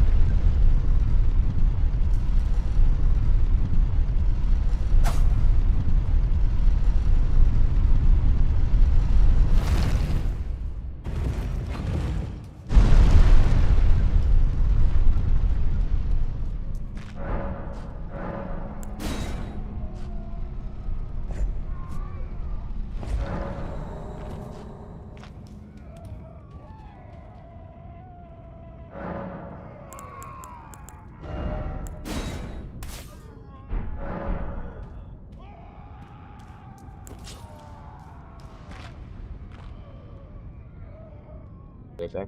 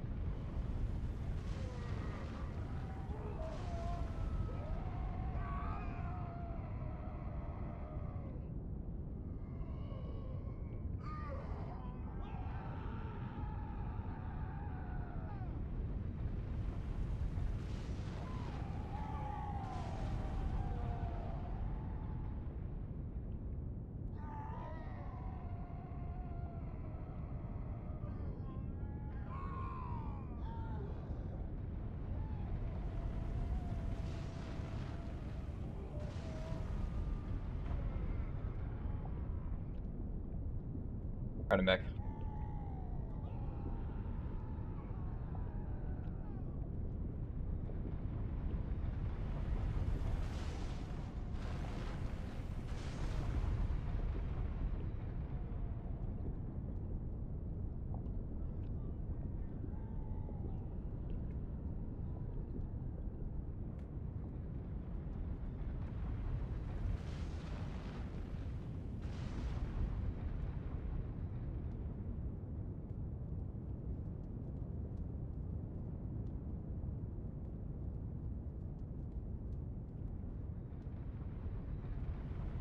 Alright. Let's go.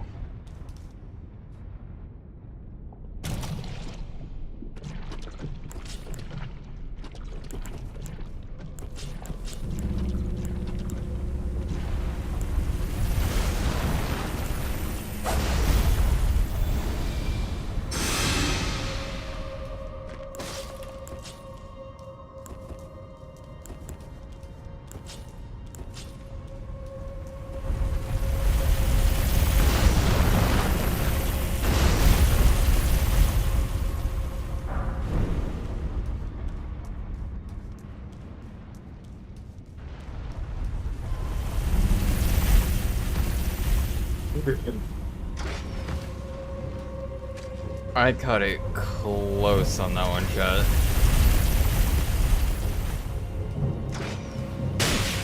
Oh, my shoulder.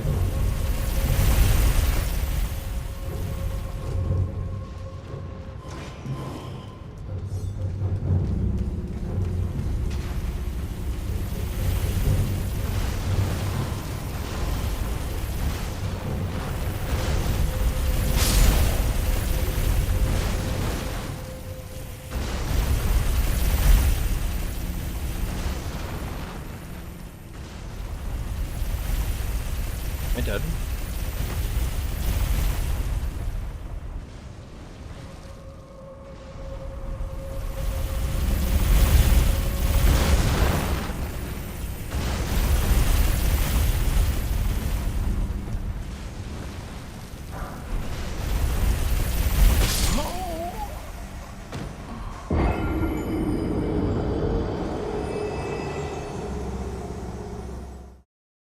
Try how to do that, Bert.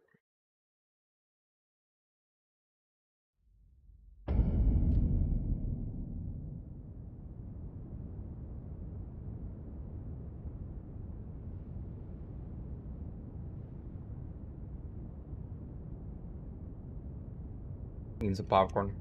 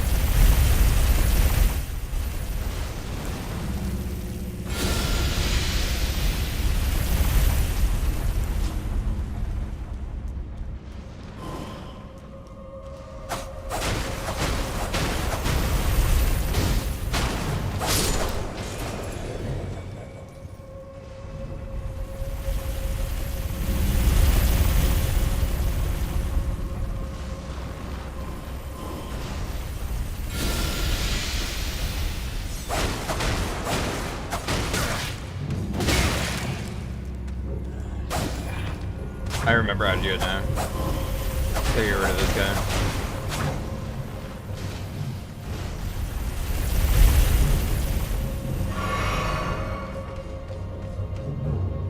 So just wait for him to go to the bottom here. Once he's at the bottom, about to go up.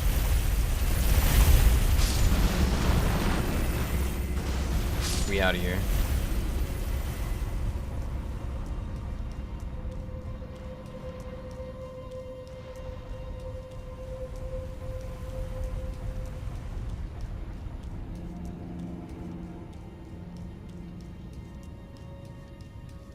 Will I die from my greed? Sounds pretty far away.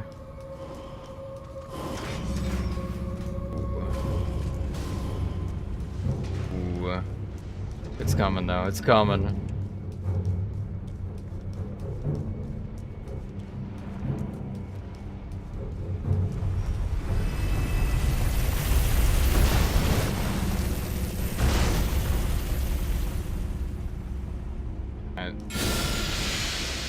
We are good.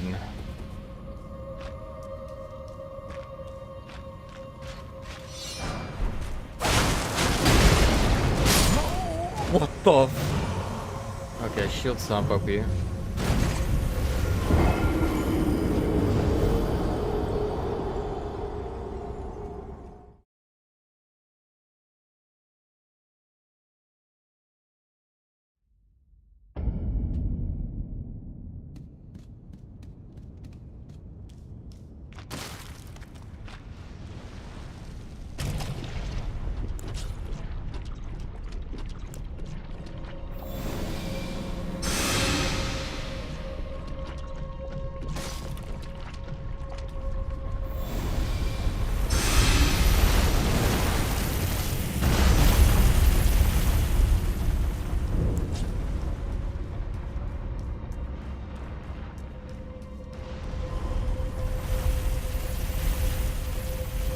That one's too far.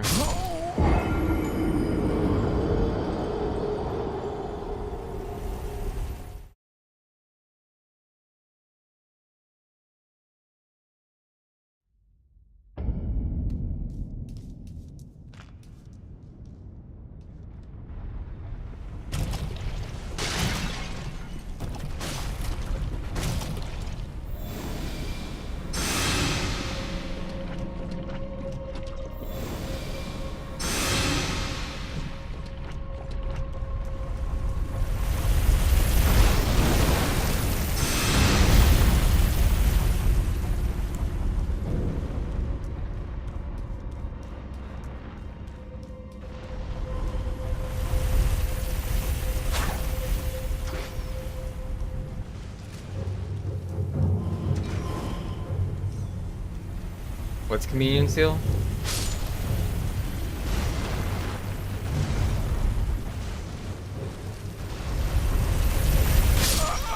Yeah, I messed up on that one. Oh. Wait.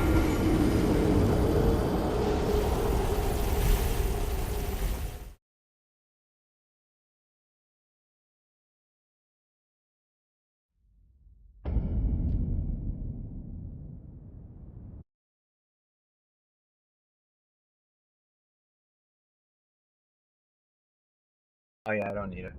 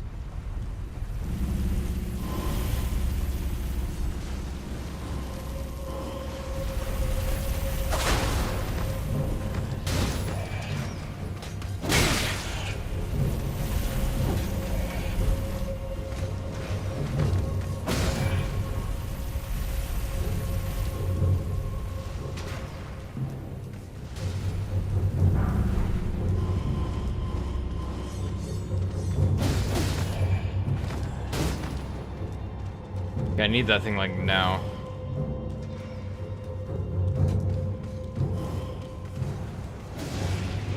Fuck it, just take me to the boss. Wait, I don't need this either.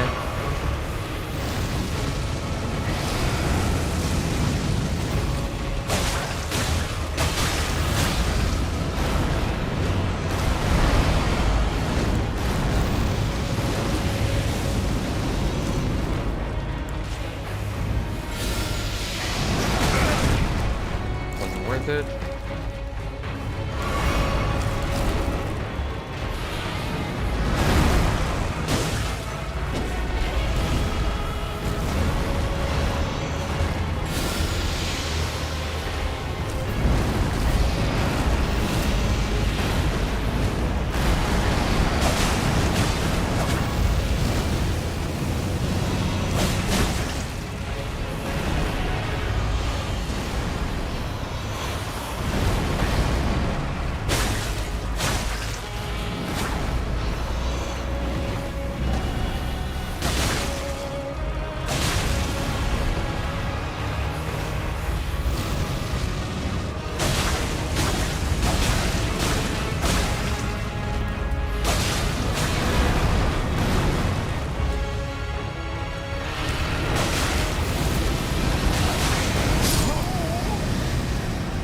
Did it just blow itself up? What the fuck just happened?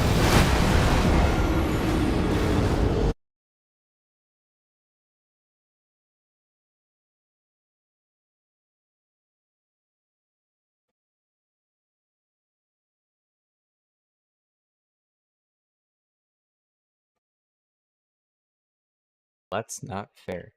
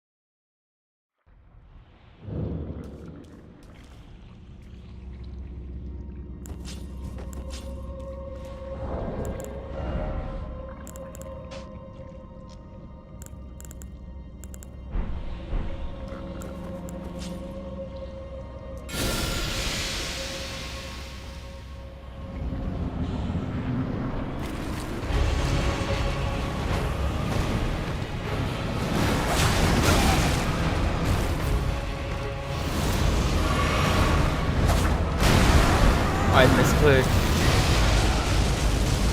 Done.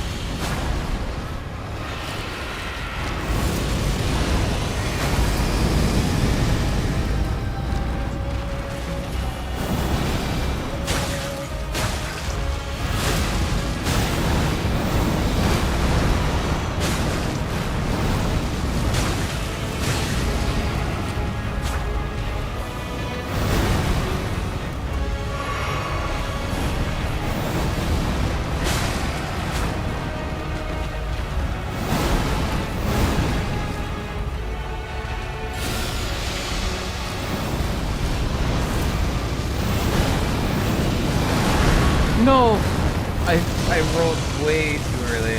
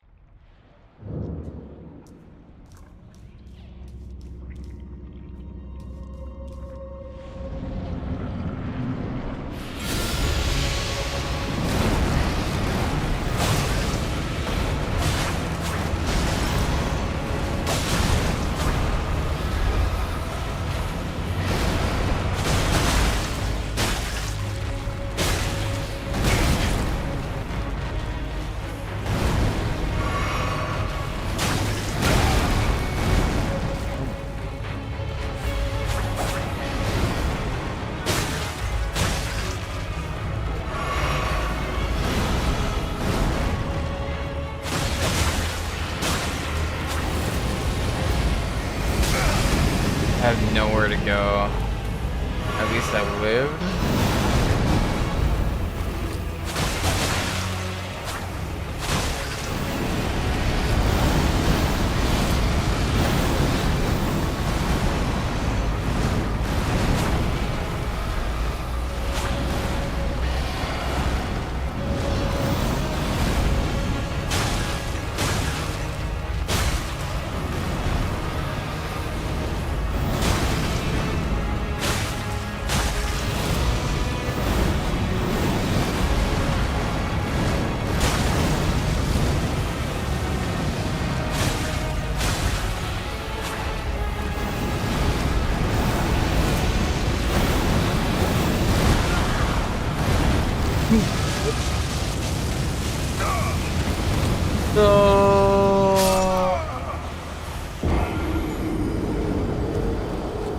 That was the run, dude.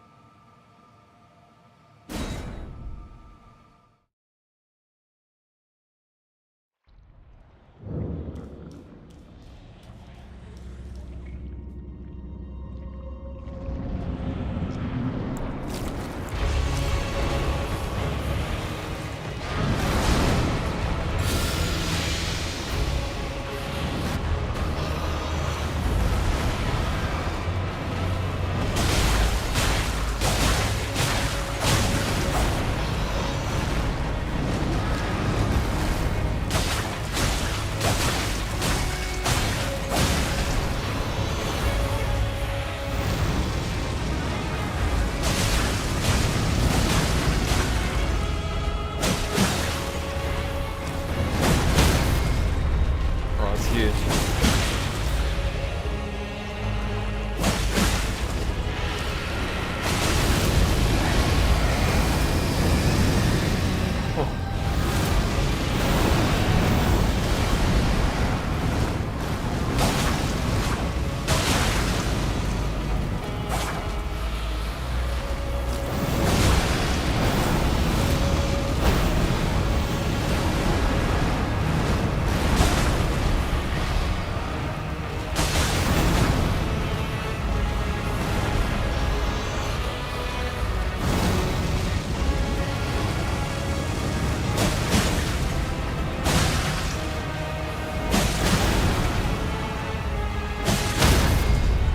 Oh, it's so big.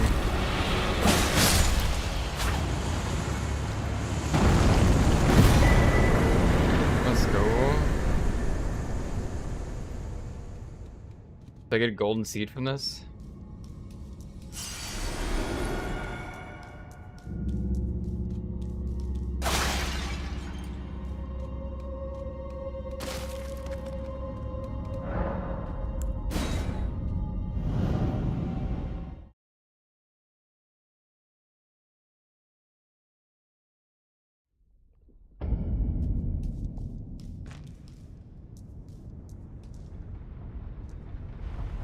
I didn't get what I came for, though.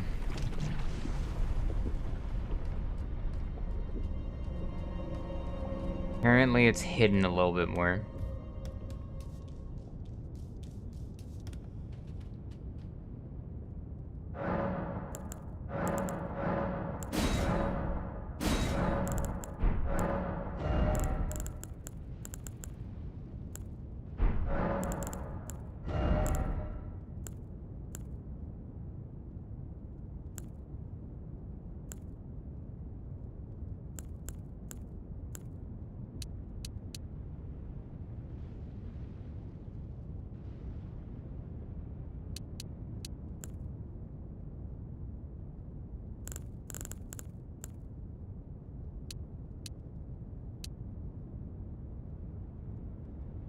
Skip load.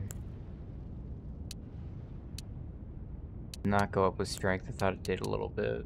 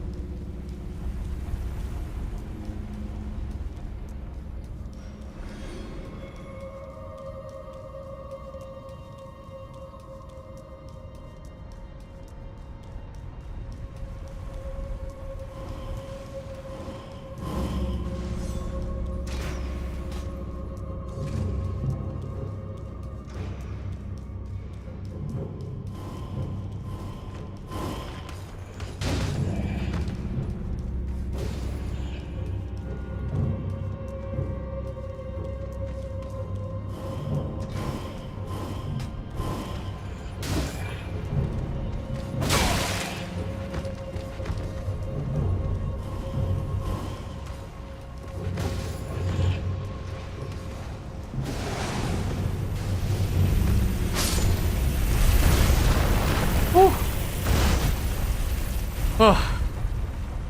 Alright.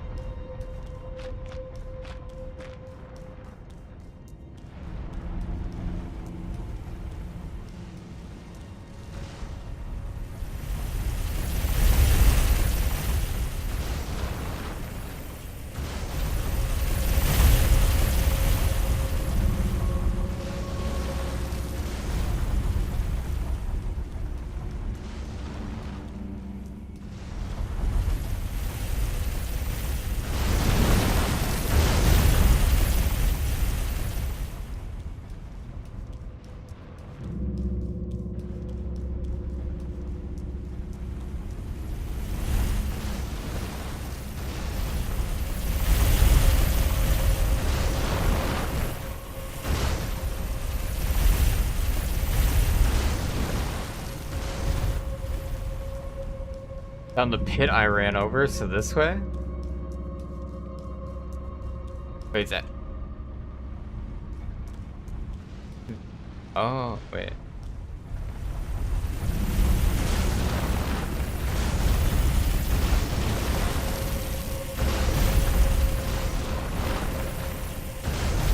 What is he doing? Stop it.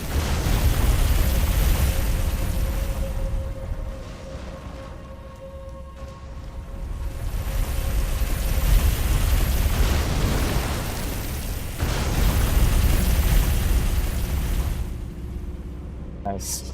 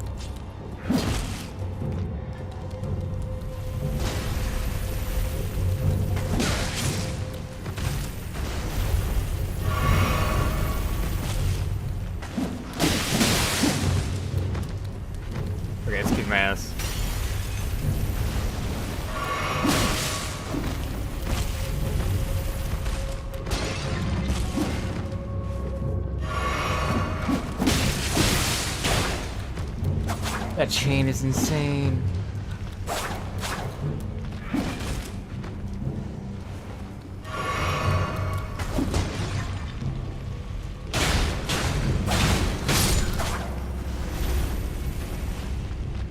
They have like a 6 attack chain.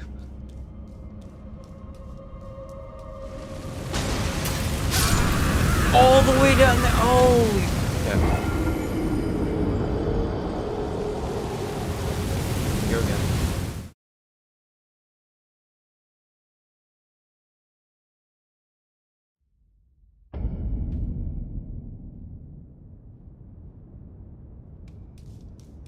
Yeah, I've been here before, but only one other time.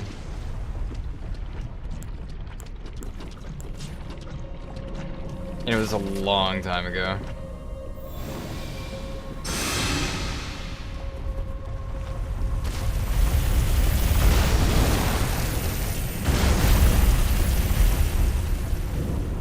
So I forgot about some of this stuff.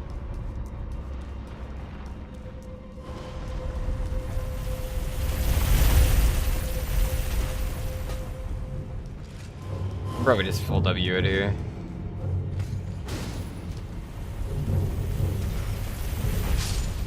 This is gonna be close.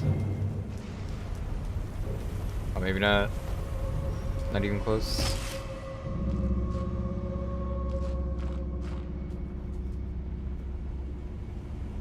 I don't know if it saw me.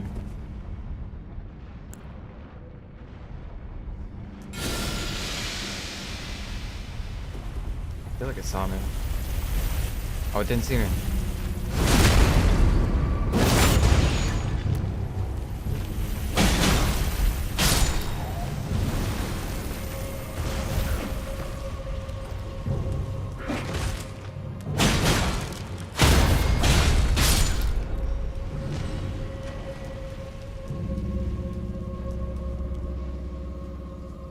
Not again.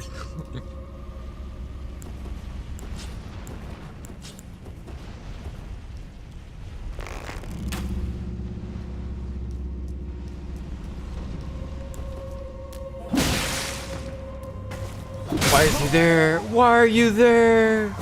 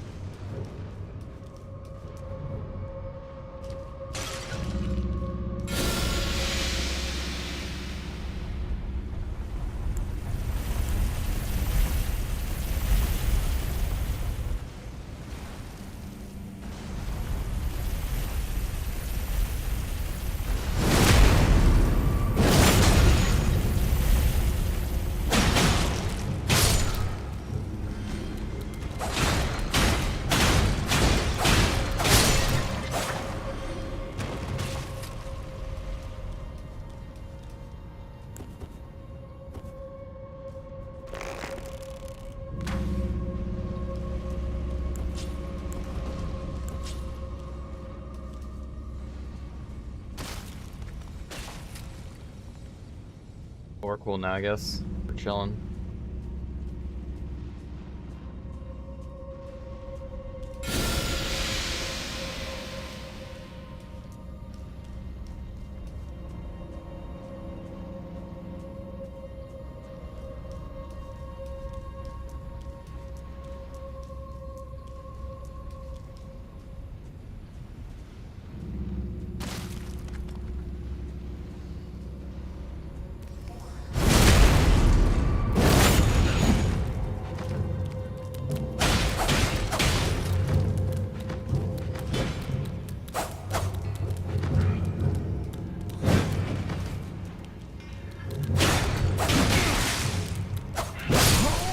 Oh, the short ass range, man.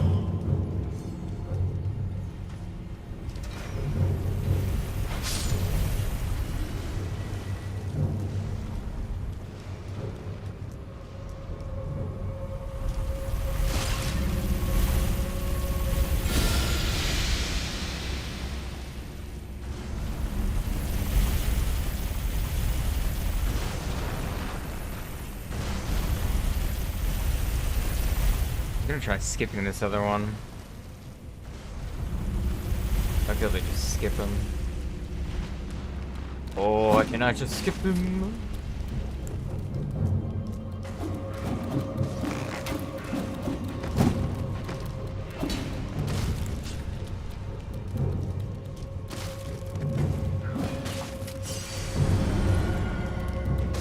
I don't know what's in this corner, but I want it. It was garbage, it wasn't worth it. It's a trash room, it's a big room.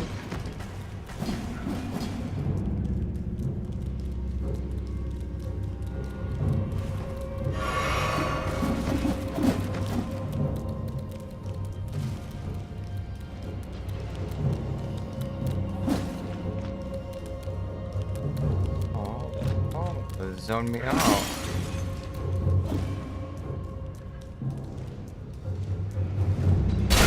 Oh shit! Why are you here? No!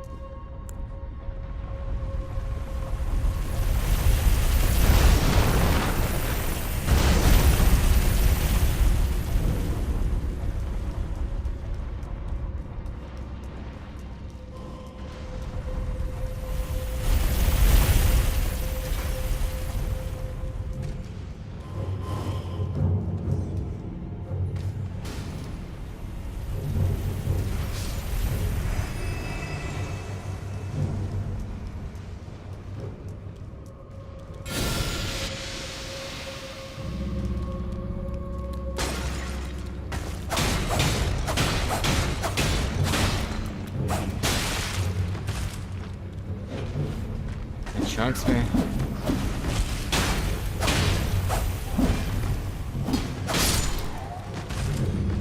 Why is the stone not getting poisoned?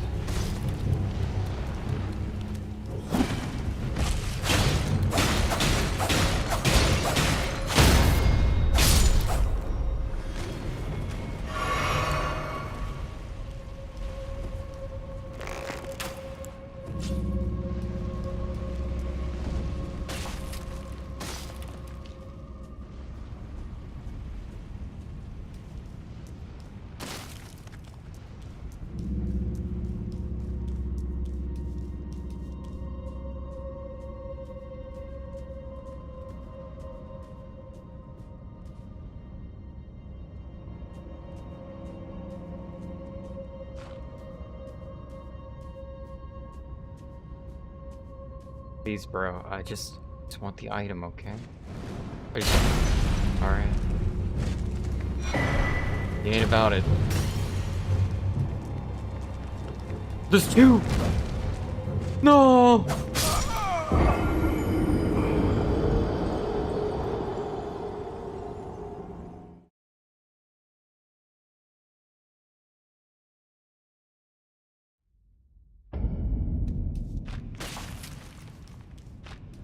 Yeah, that's actually where I need to go. I didn't look in the video exactly where I needed to go. It just said I needed to drop down somewhere. I'm like, ah, shit, I know this place.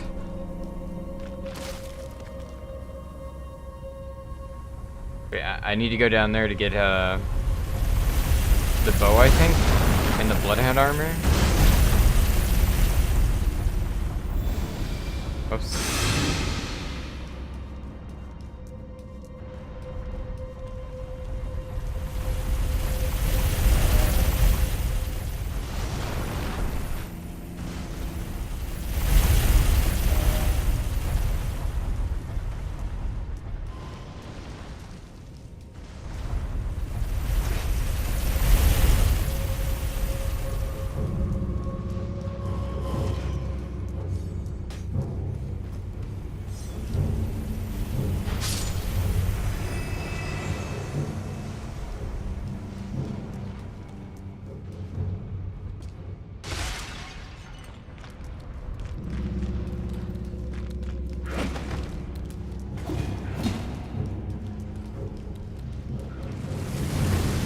I fucked up. I fucked up. Oh. Oh. How is he alive?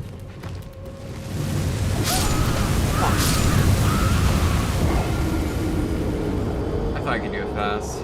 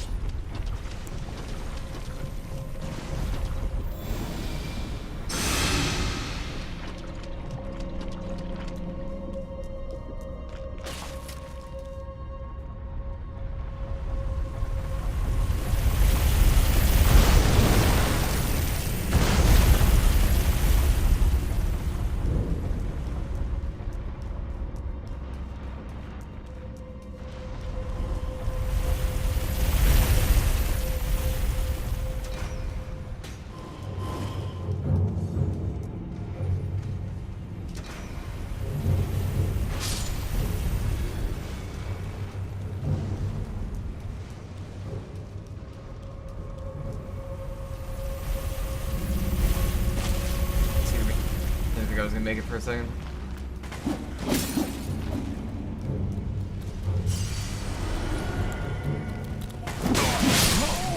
Oh, dude.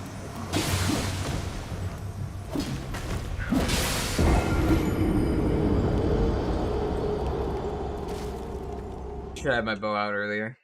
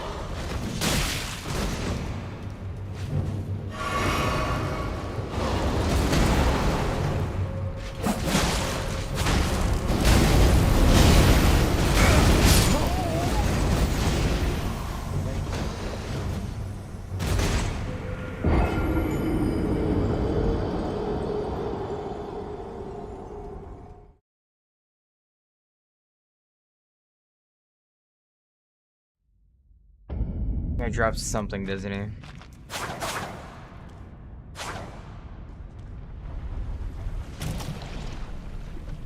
You know what he drops?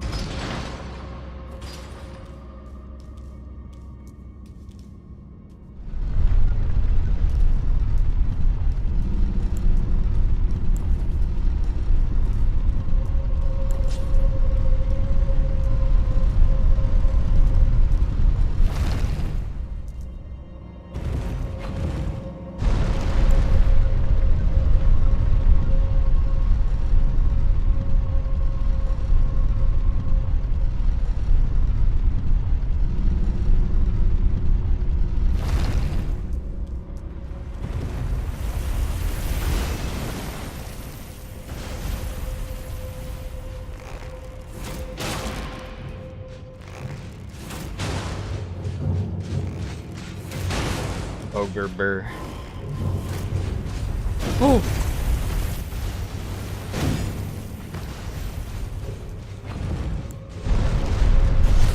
Woo! I come back, I come back. What the? What?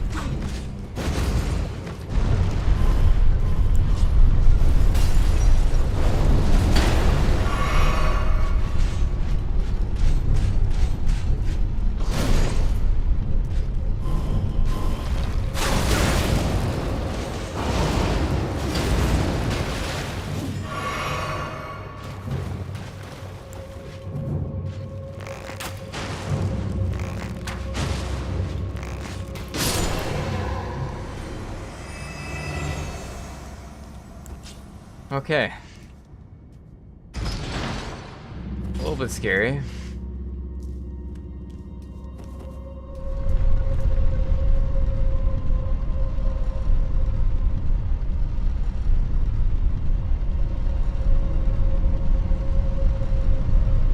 I did not think you would just teleport behind me and just be there. Like, what?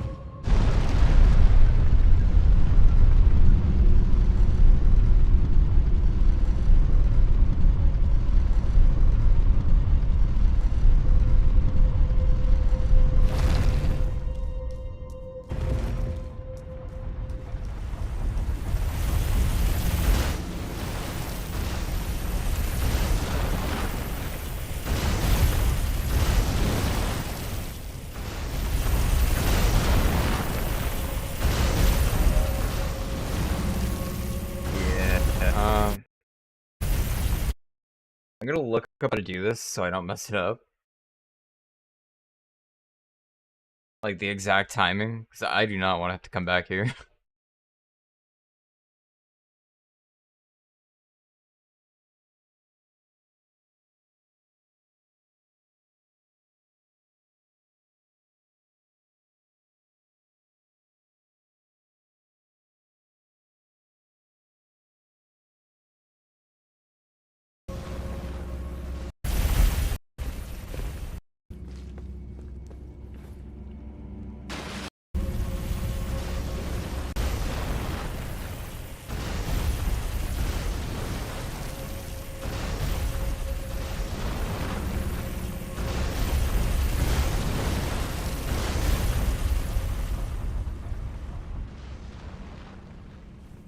on its way up.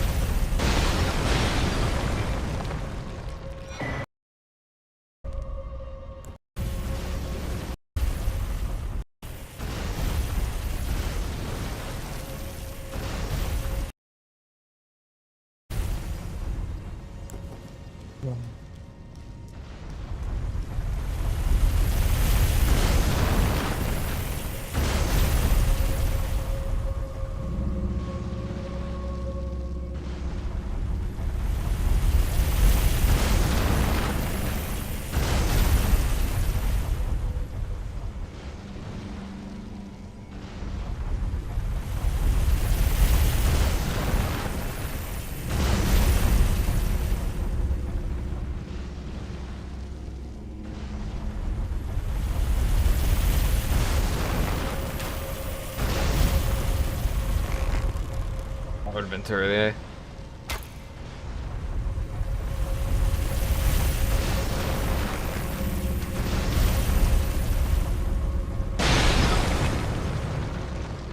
You have multiple chances though? Okay. The fuck?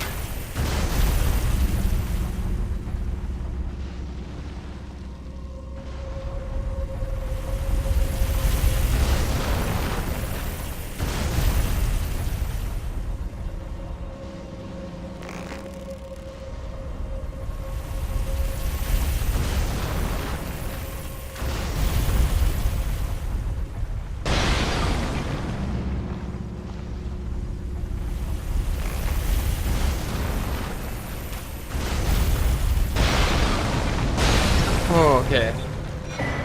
We got it, chat. We got it. That was close.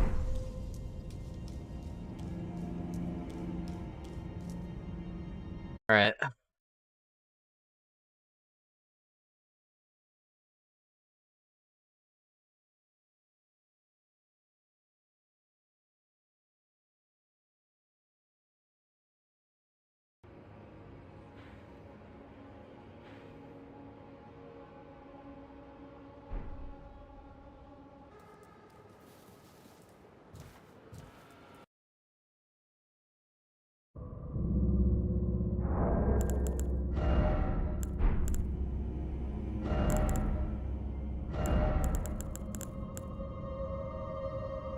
Damn, I didn't know this thing needed 14 faith, though.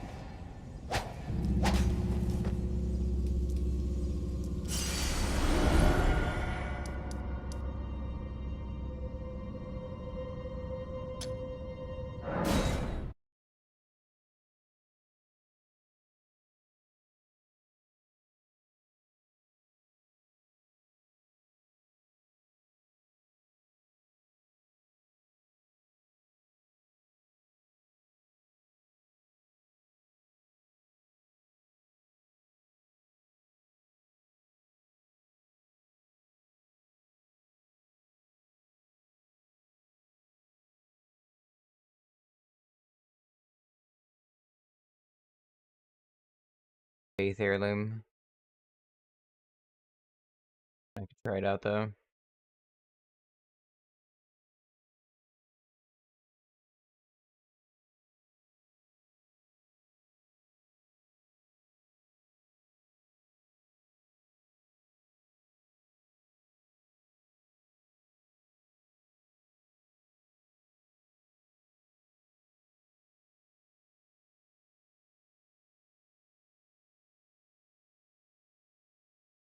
I can get a 10% charge attack bonus from Axe Talisman. This shit's broken.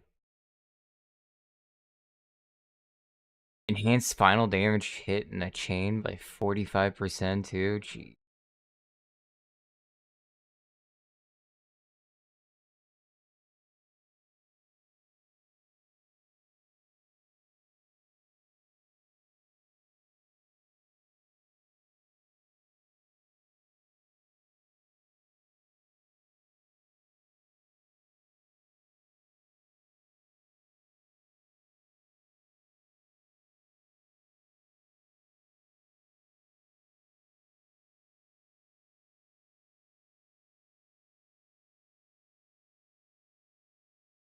%, attack power bonus when HP is below 20%. That shit is wild. I want it. 20% damage bonus. I just gotta get myself one-shottable. And not die.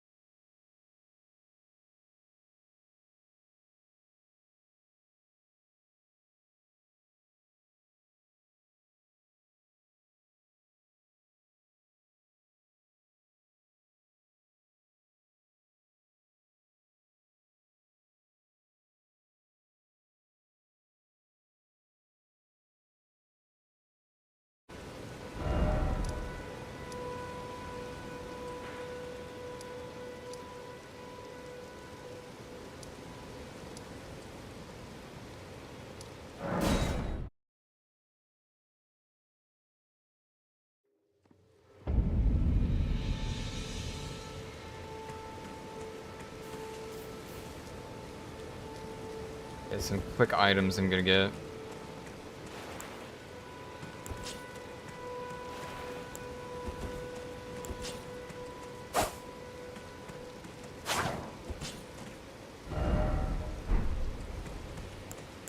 I need to go northeast. I want to get Axe Talisman though for the charge attack bonus. Just an easy talisman to get. It's like I might as well get the charge attack talisman while I'm here.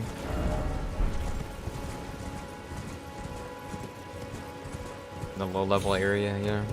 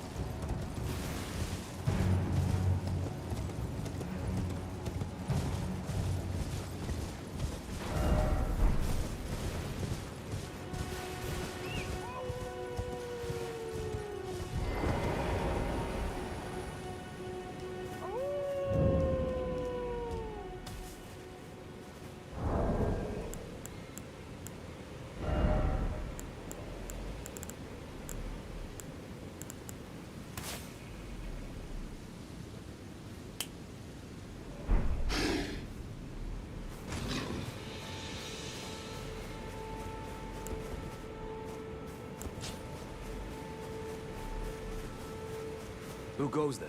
Carly sent you. The name's Blood. He fled, so come tell me if I can offer you. And in need of...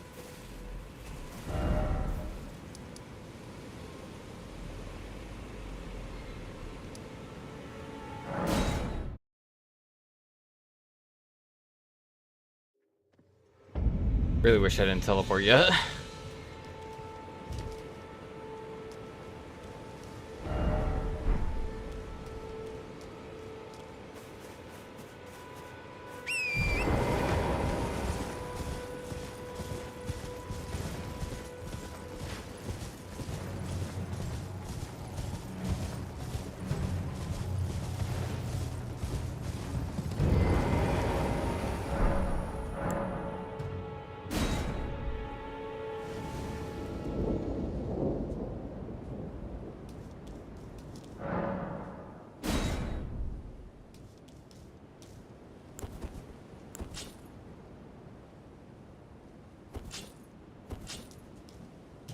Darrowell. Rotting in a cell is no true justice. No. This is where it ends for you.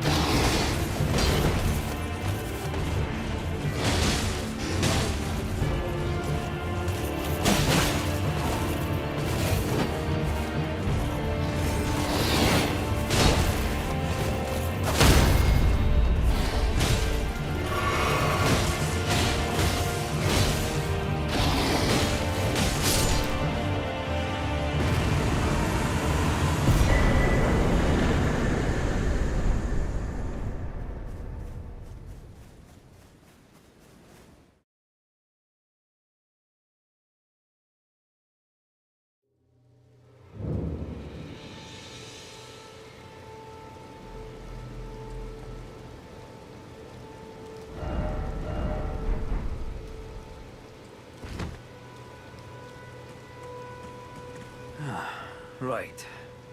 There you are. Don't say I'm not a man of my word. Here's your prize.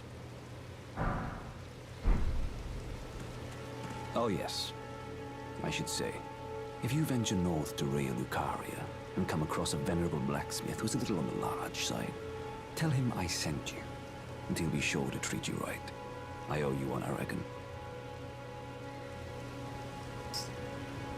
That's enough chit-chat for now. It's time we parted ways.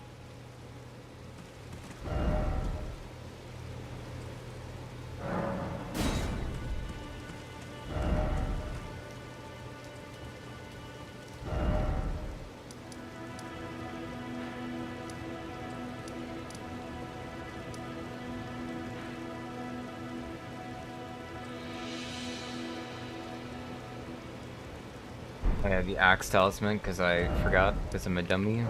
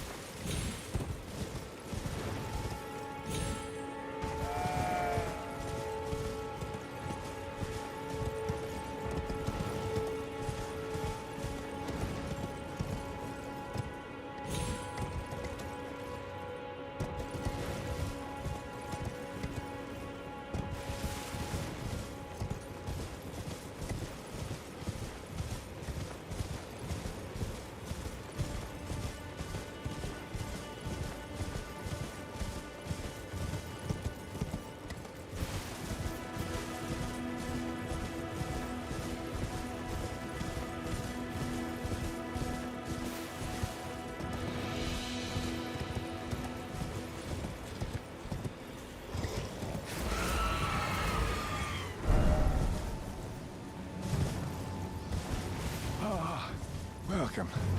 Dear customer. Yes, right this way. Well, value these. I'm hungry.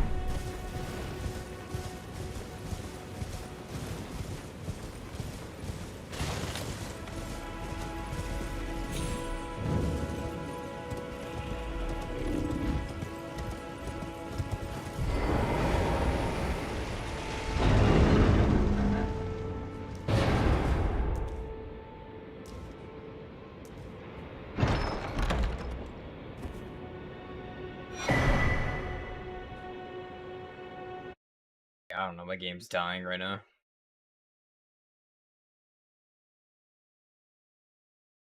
Yo, chat, you guys didn't tell me my title was said Eleden Ring.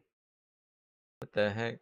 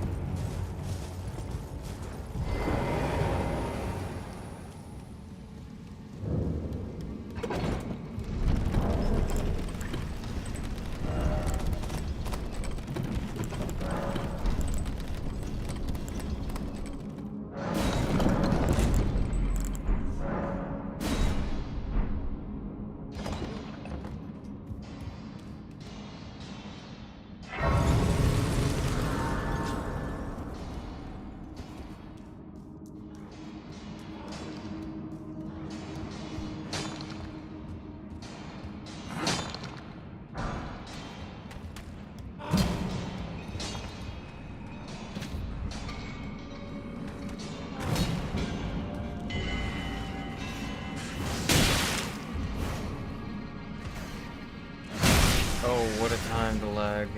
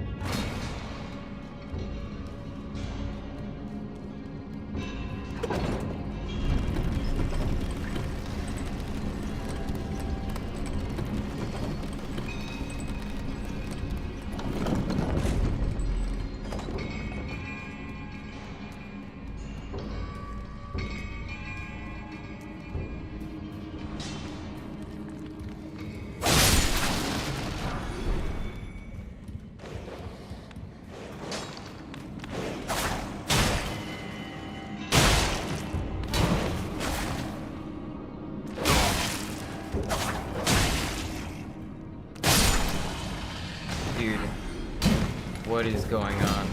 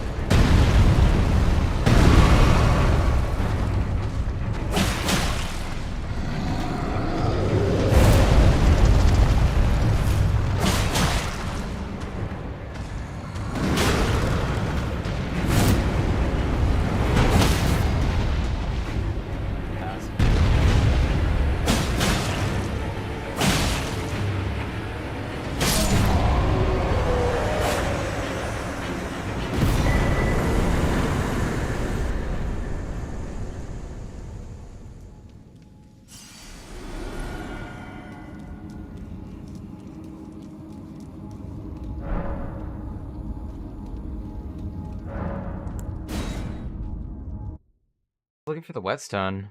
Thought it was in here. Inside the gate, front ruins, hidden cellar. Oh. Above.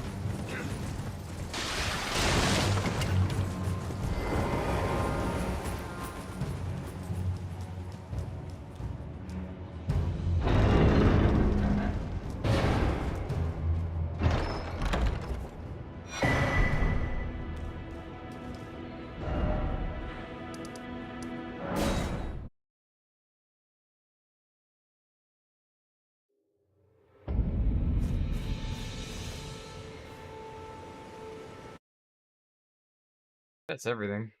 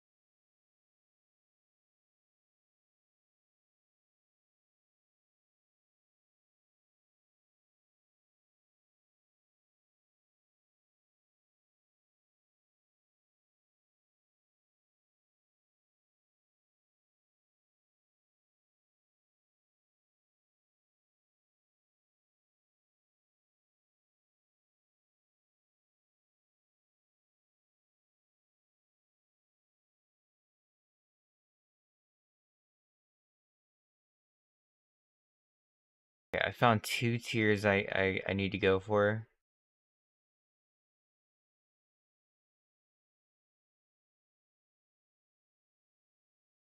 I think just 2 tiers.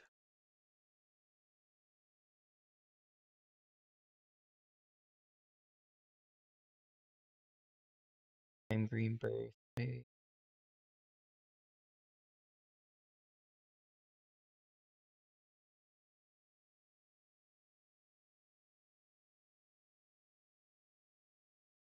What's stance damage?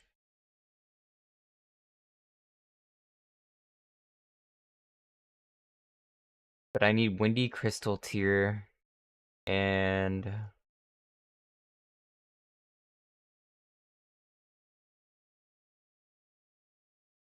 another decent one, but just Windy Crystal tier. It's a good one.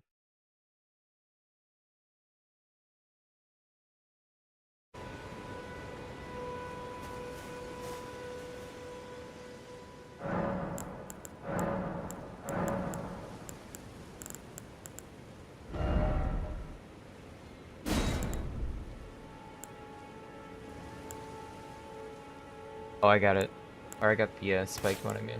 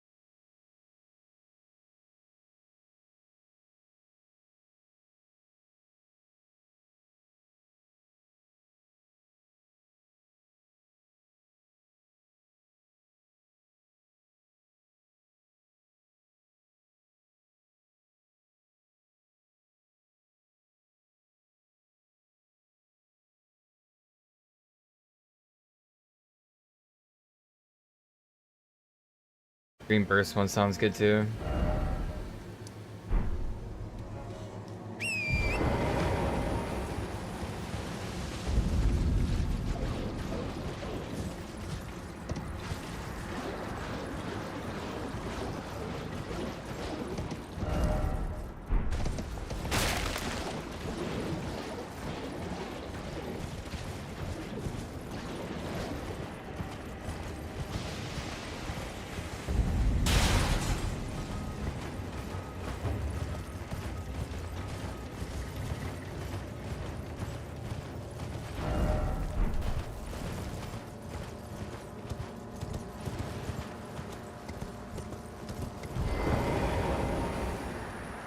Hang on.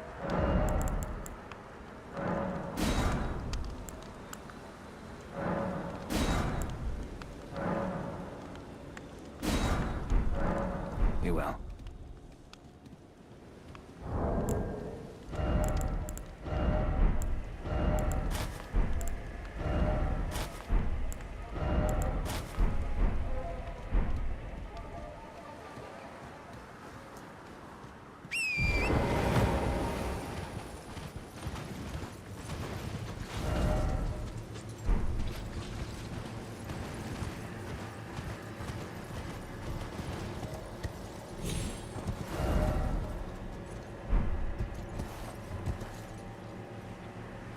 Here's here somewhere.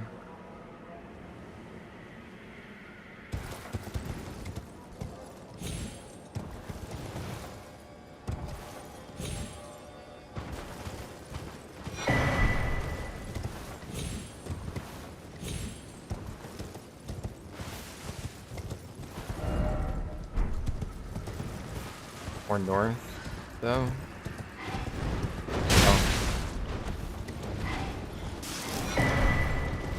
There's windy crystal tier.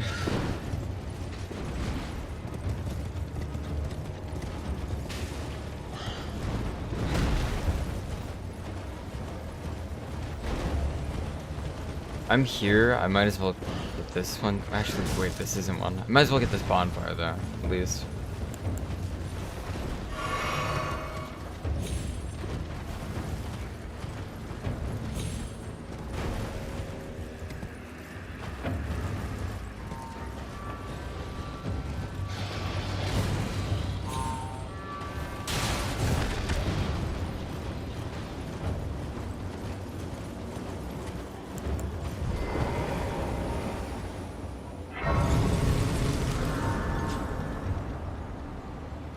Oh wait, it is this one. This is where you get the charge air one.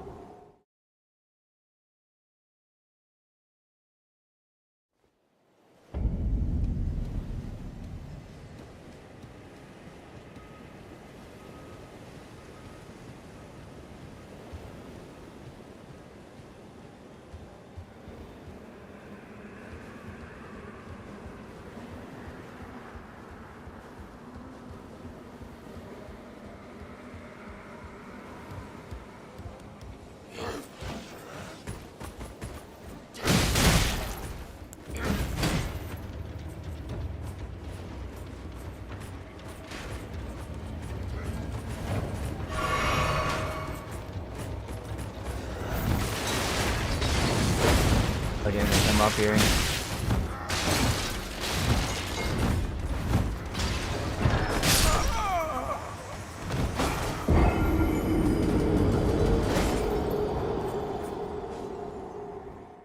Box is open.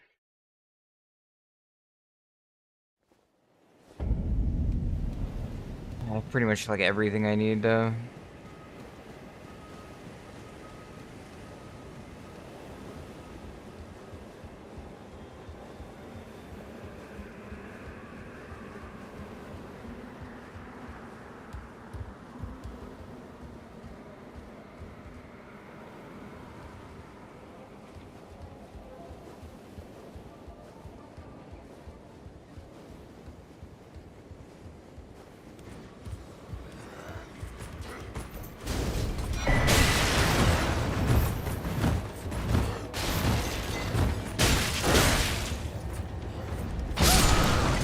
I don't know what else I need. I think that's everything.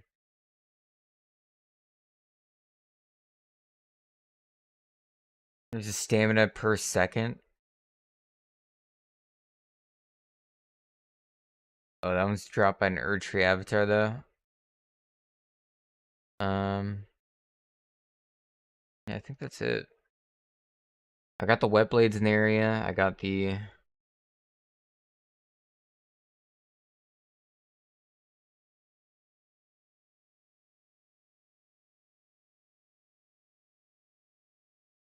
ears.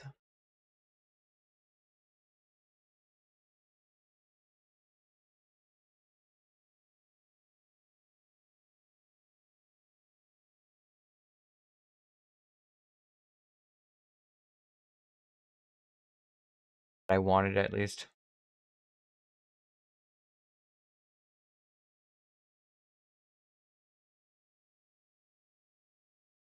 Be a cool Ash of War.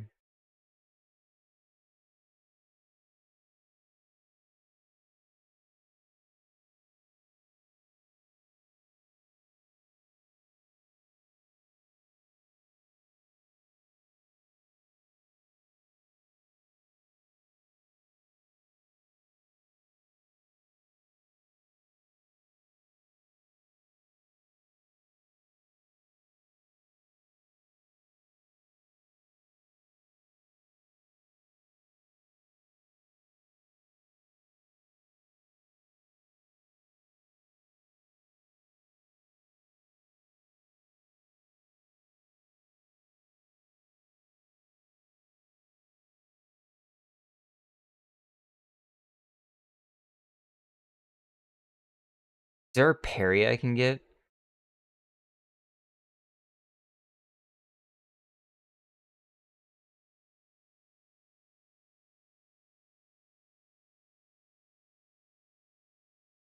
This weapon?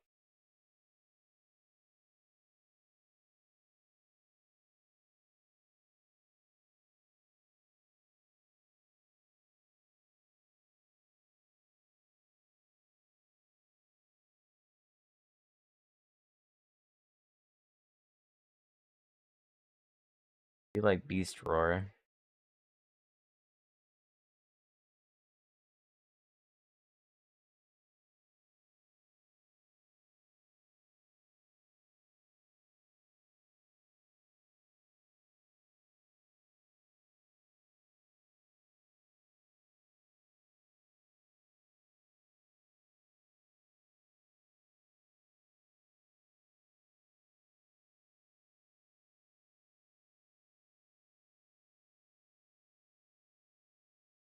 How many death roots can I get this early?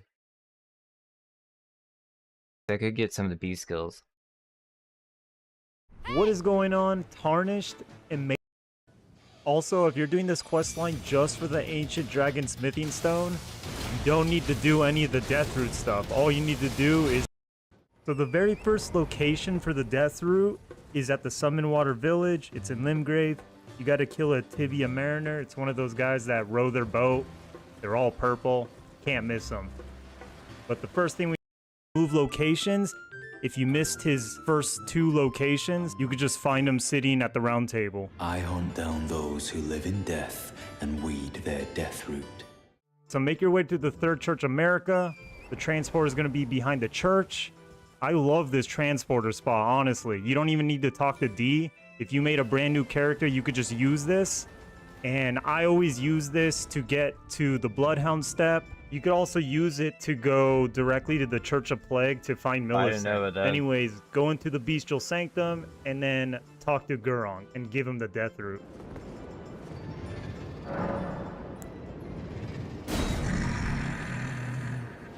So the very first location for the death root is at the Summon Water Village. It's in Limgrave. You got to kill a Tibia Mariner. It's one of those guys that row their... And if you notice, D switched locations and now he's right here.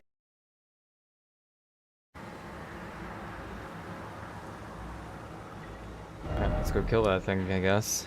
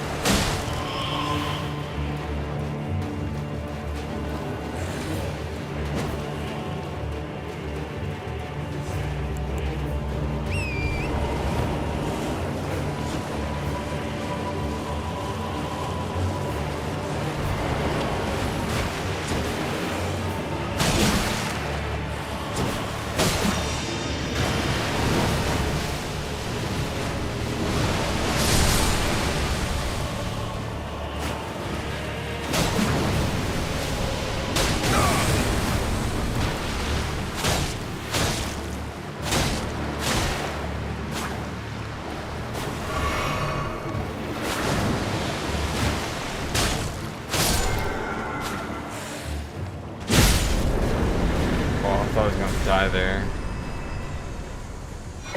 From the lag. Alright, so now D's here somewhere, apparently.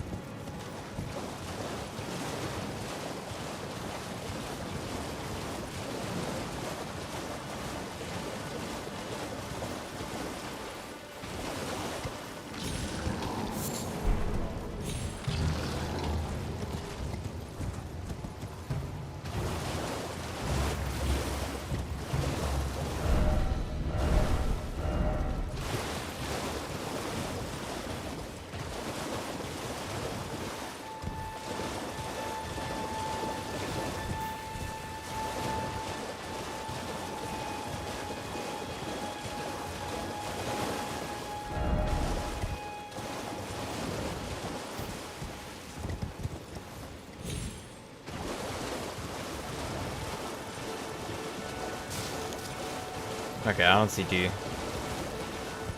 The D part was a lie.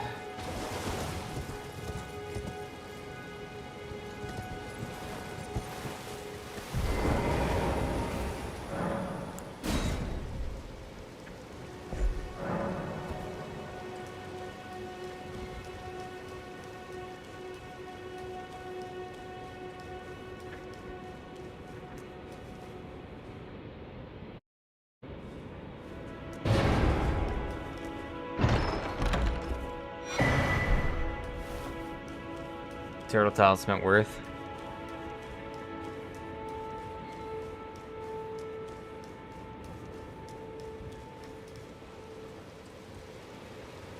Here, so now you skeleton, that's all death-like. But the first thing we need to do is we need to talk to D, and he's right. Holy shit. I skipped ahead and I didn't see the part where he's like, we need to talk to D. God damn it. There's a before part.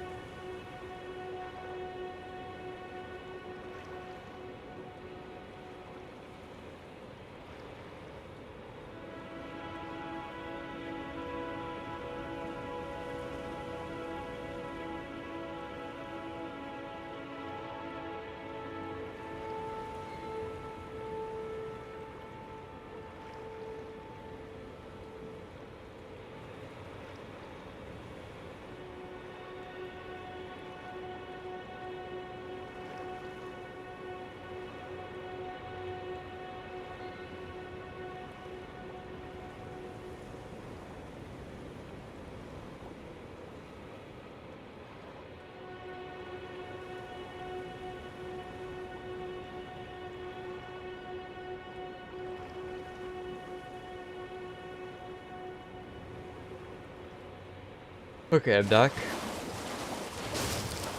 And it is still cold.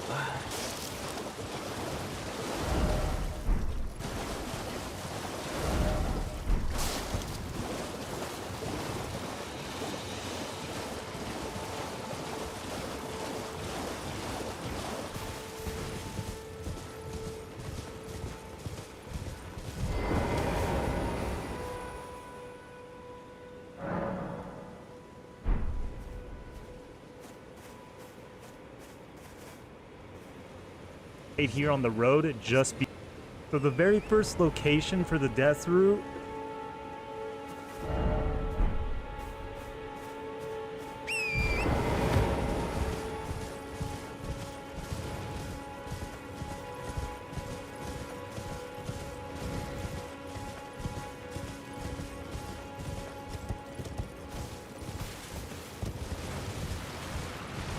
D was supposed to be up here, apparently.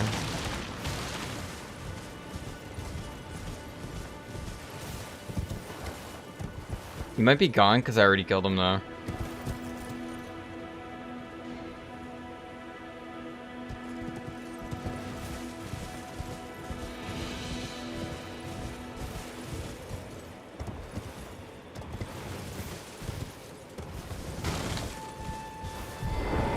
Thought that was him for a second. Oh wait, he's... What the hell?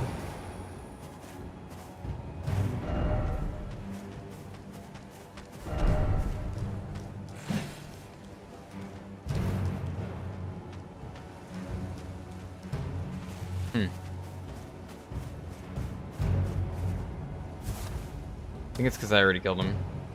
He's at the Summon Water Village. It's in Limgrave. You gotta kill a Tibia Mariner. It's one of those guys that row their boat. They're all purple. Can't miss them. But the first thing we need to do is we need to talk to D, and he is right here on the road just before the village. Has left its mark once again. Ah, a tarnished, are you? I'm known as D. What I find funny is that D says, I hunt those who live in death, and literally right behind him is a freaking Grim Reaper looking skeleton that's all death-like. And first death route. And if you noticed his first two locations, you could just find him. So make your way to the Third Church America. I smell it. Death. I shall grant thee eye and claw. Feed me more. Got the Skelly boys who do the rolling. You know, you got a Tibia Mariner and get the death route. Or you go in a dungeon, kill a boss, and then you loot the chest. And then that's where you'll find the death route. The third death route location is going to be northeast of Lernia Lakes.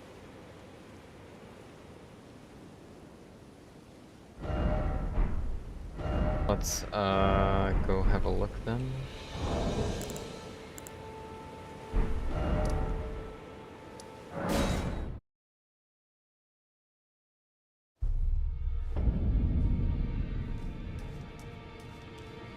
Allow you a house. Remember you. Then owing, I think, the power of that I might following those who their marriage, and so it.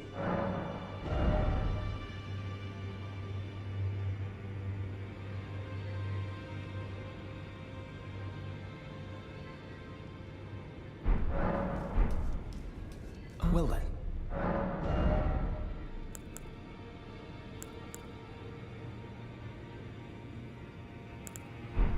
May the Golden Order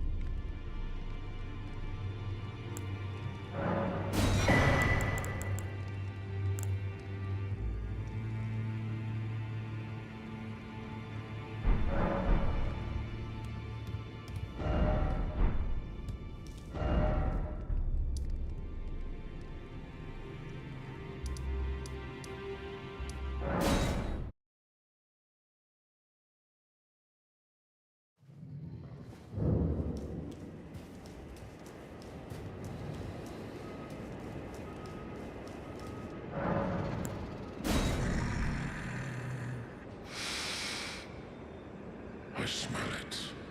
Death feeding me. Tarnished. Bring more deaths. I shall grant thee eye and claw. Feed me more.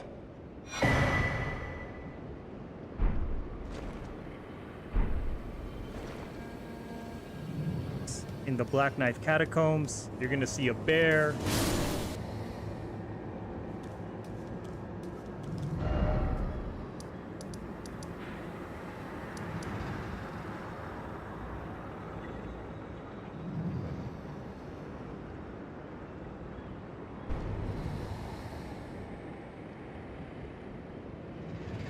The Death Touched Catacombs next.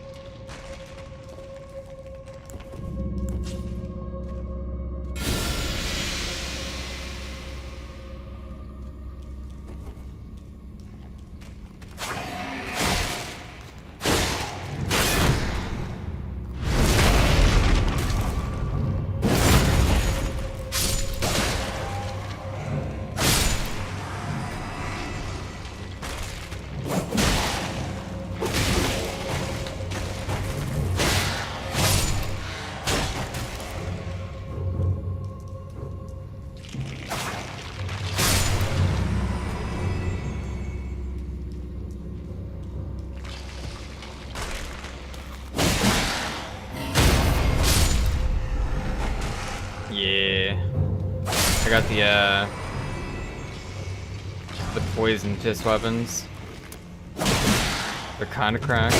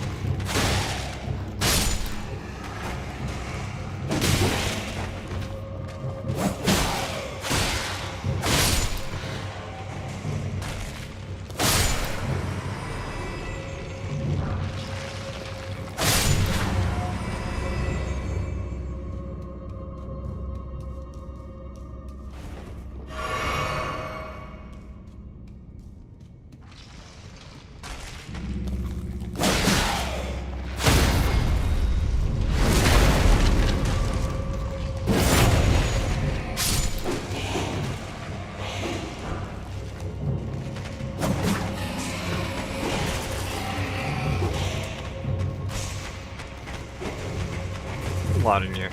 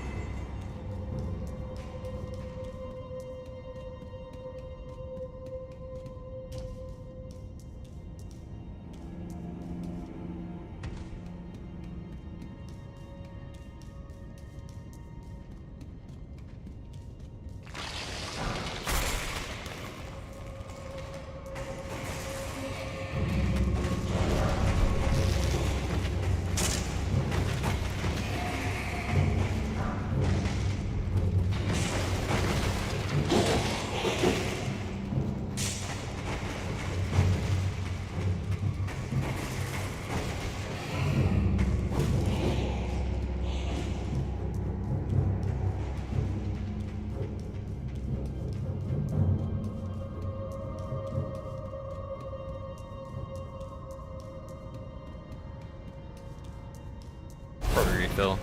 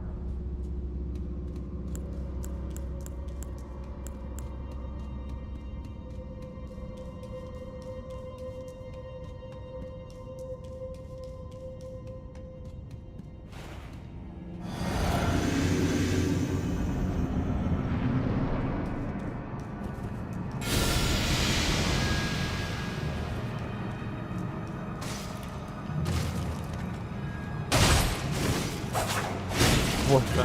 My damage. Enderman. He starts that low, I think.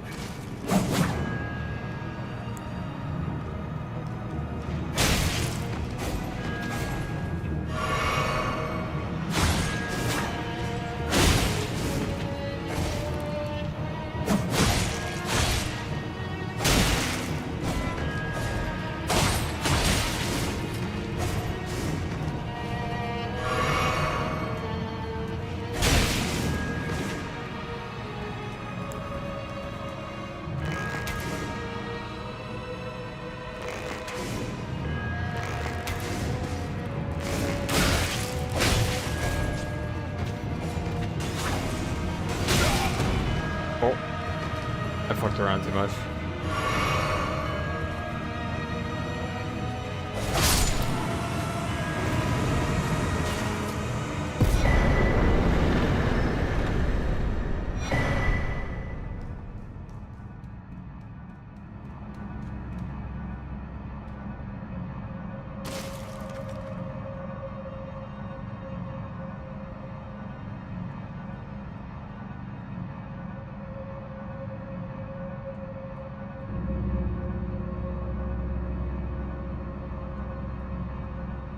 Next is Black Knife Catacombs.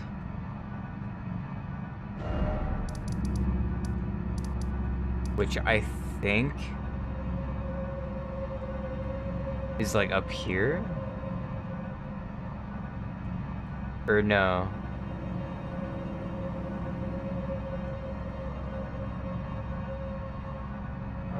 Dang.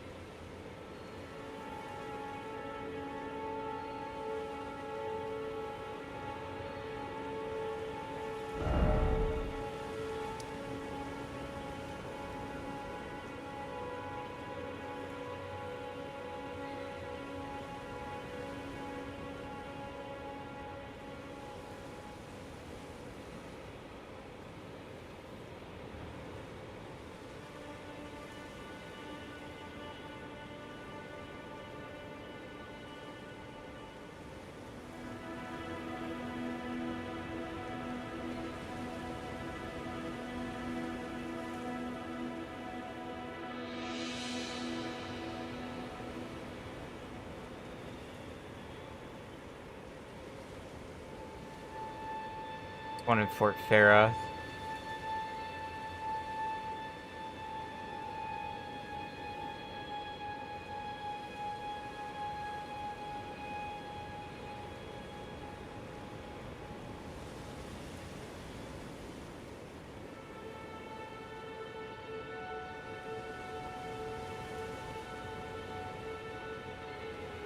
Wait, no, that's Medallion.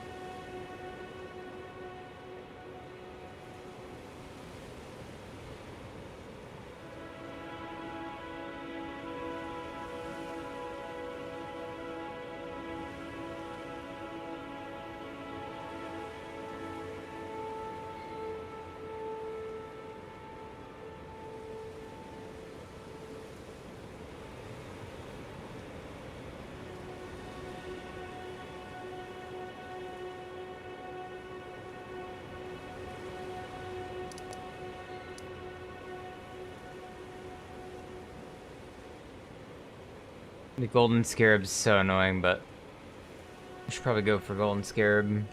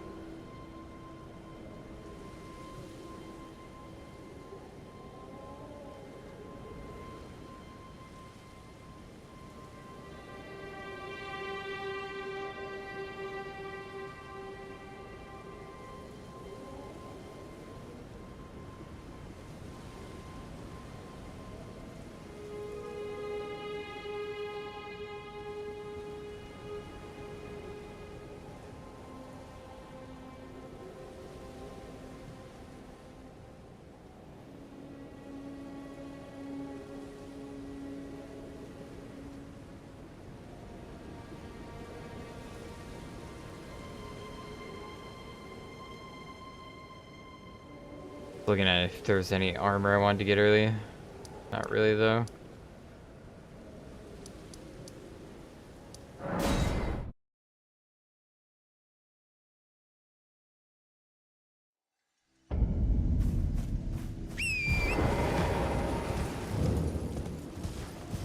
Last time.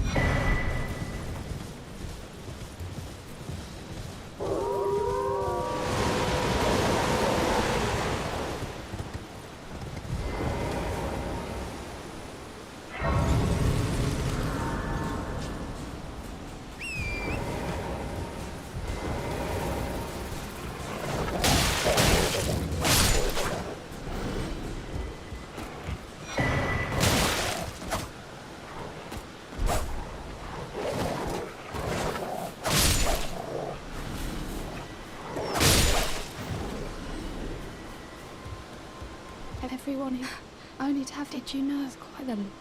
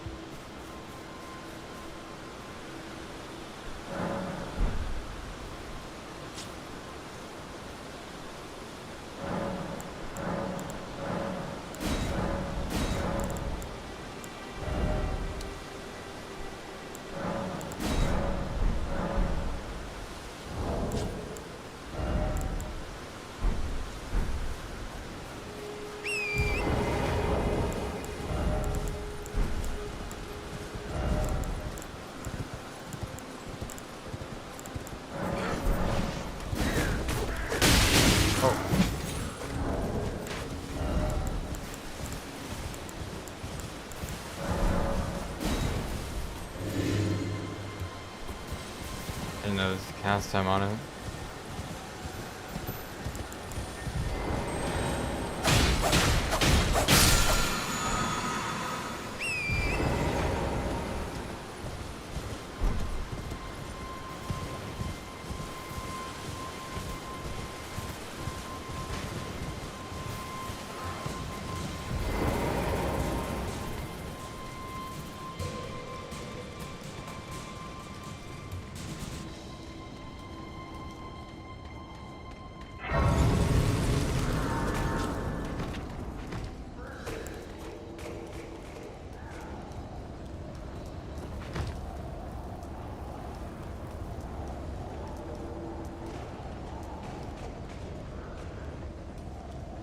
An NPC, isn't it?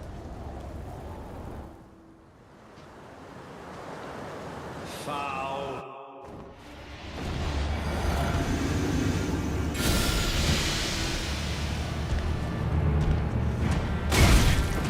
No way. Where did my roll go?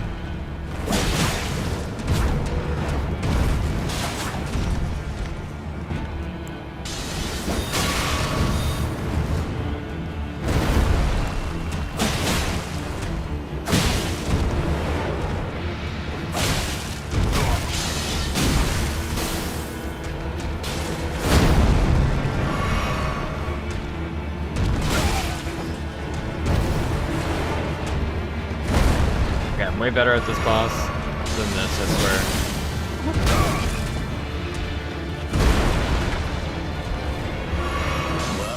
Yeah, this one went so bad.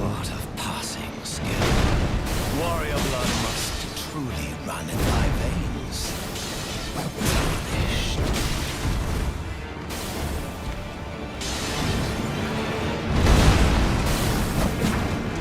Oh.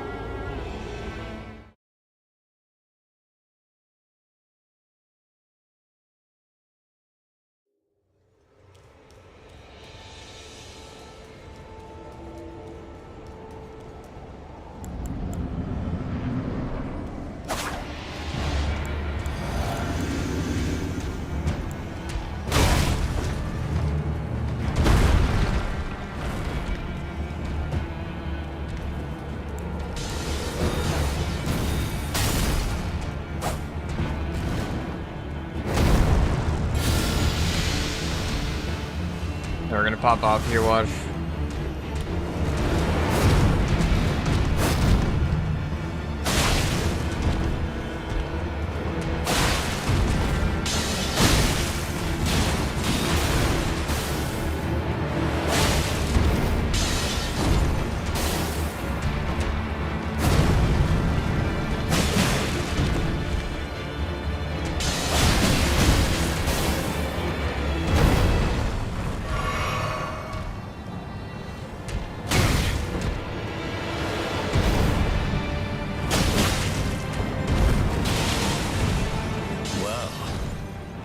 Thou art of passing skill. Warrior blood must truly run in thy veins. Tarnished. Put these foolish ambitions He actually to rest. fucked me up.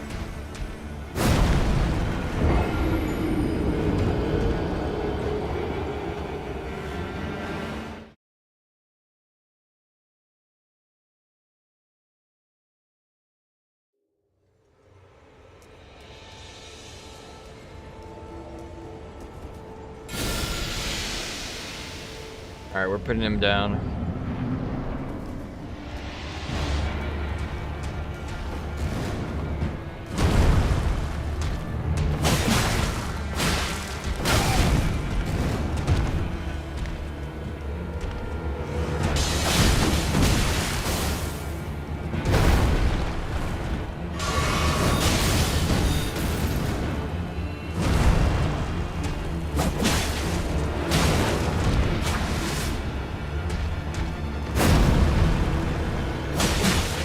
stagger, dude.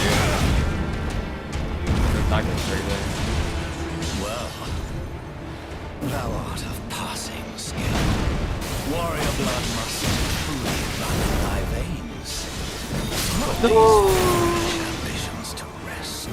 I tried to use the cover too.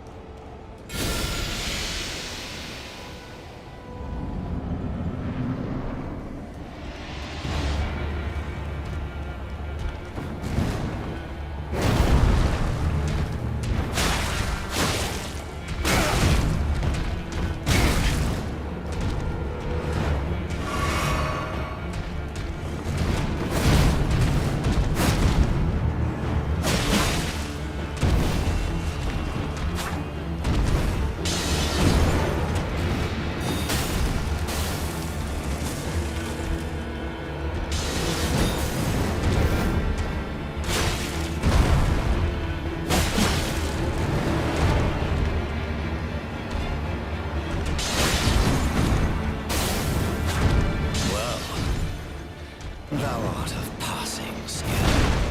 Warrior blood must truly run in thy veins. Tarnished.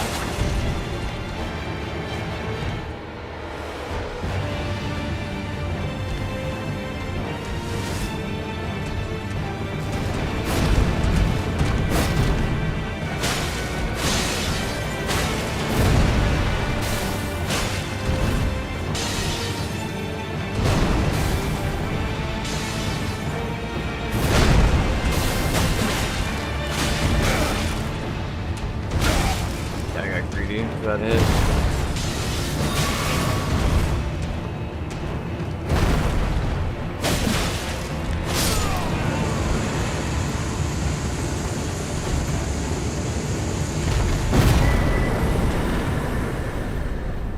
I shall remember thee, tarnished, smoldering with thy meager flame. Cower in fear of the night. The hand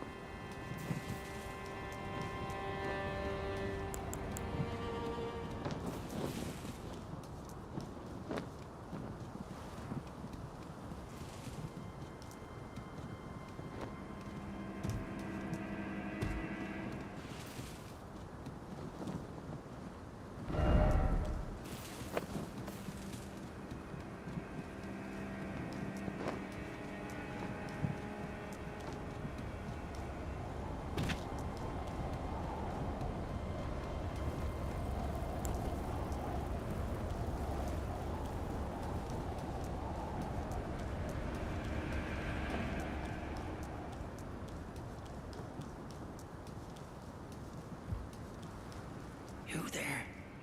Come over here, would you?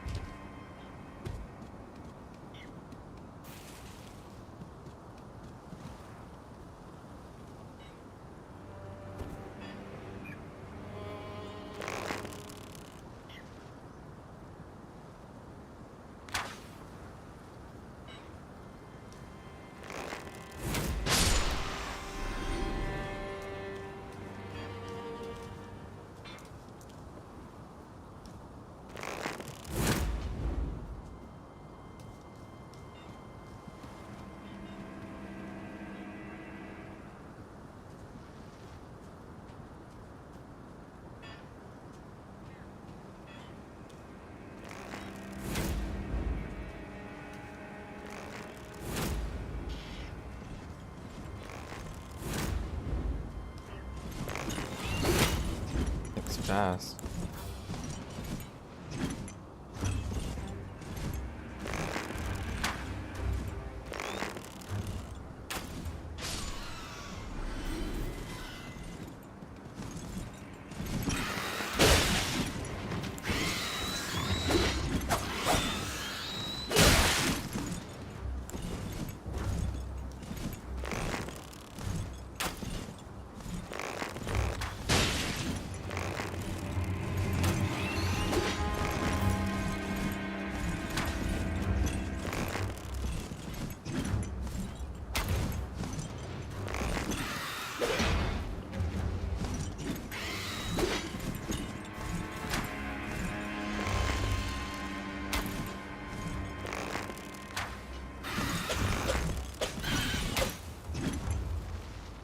Yeah, I cannot hit this thing. Please. There we go.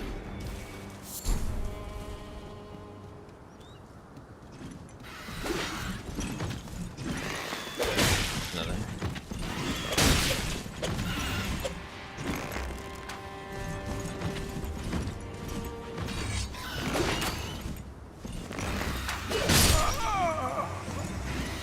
Wow.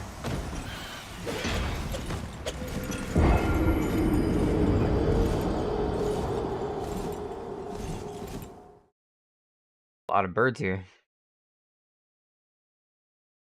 Like 8 birds here. You there? Come over here, would you?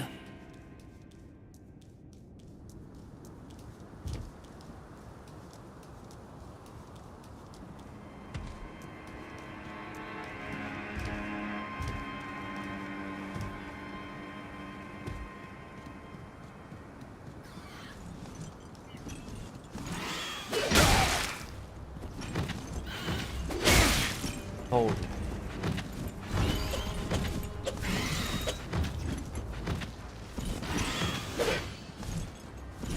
What the?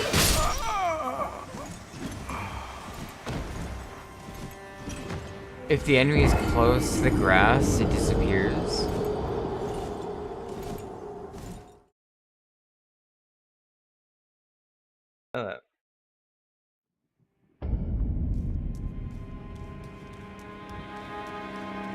You there? Come over here, would you?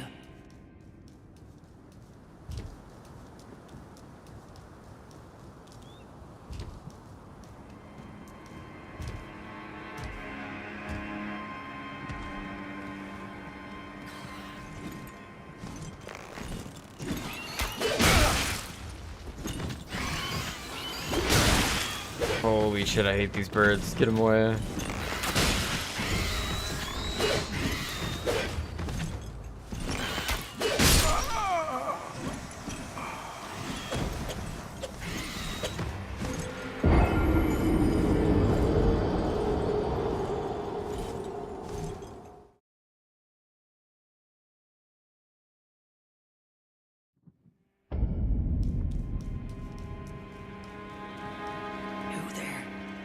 Come over here, would you?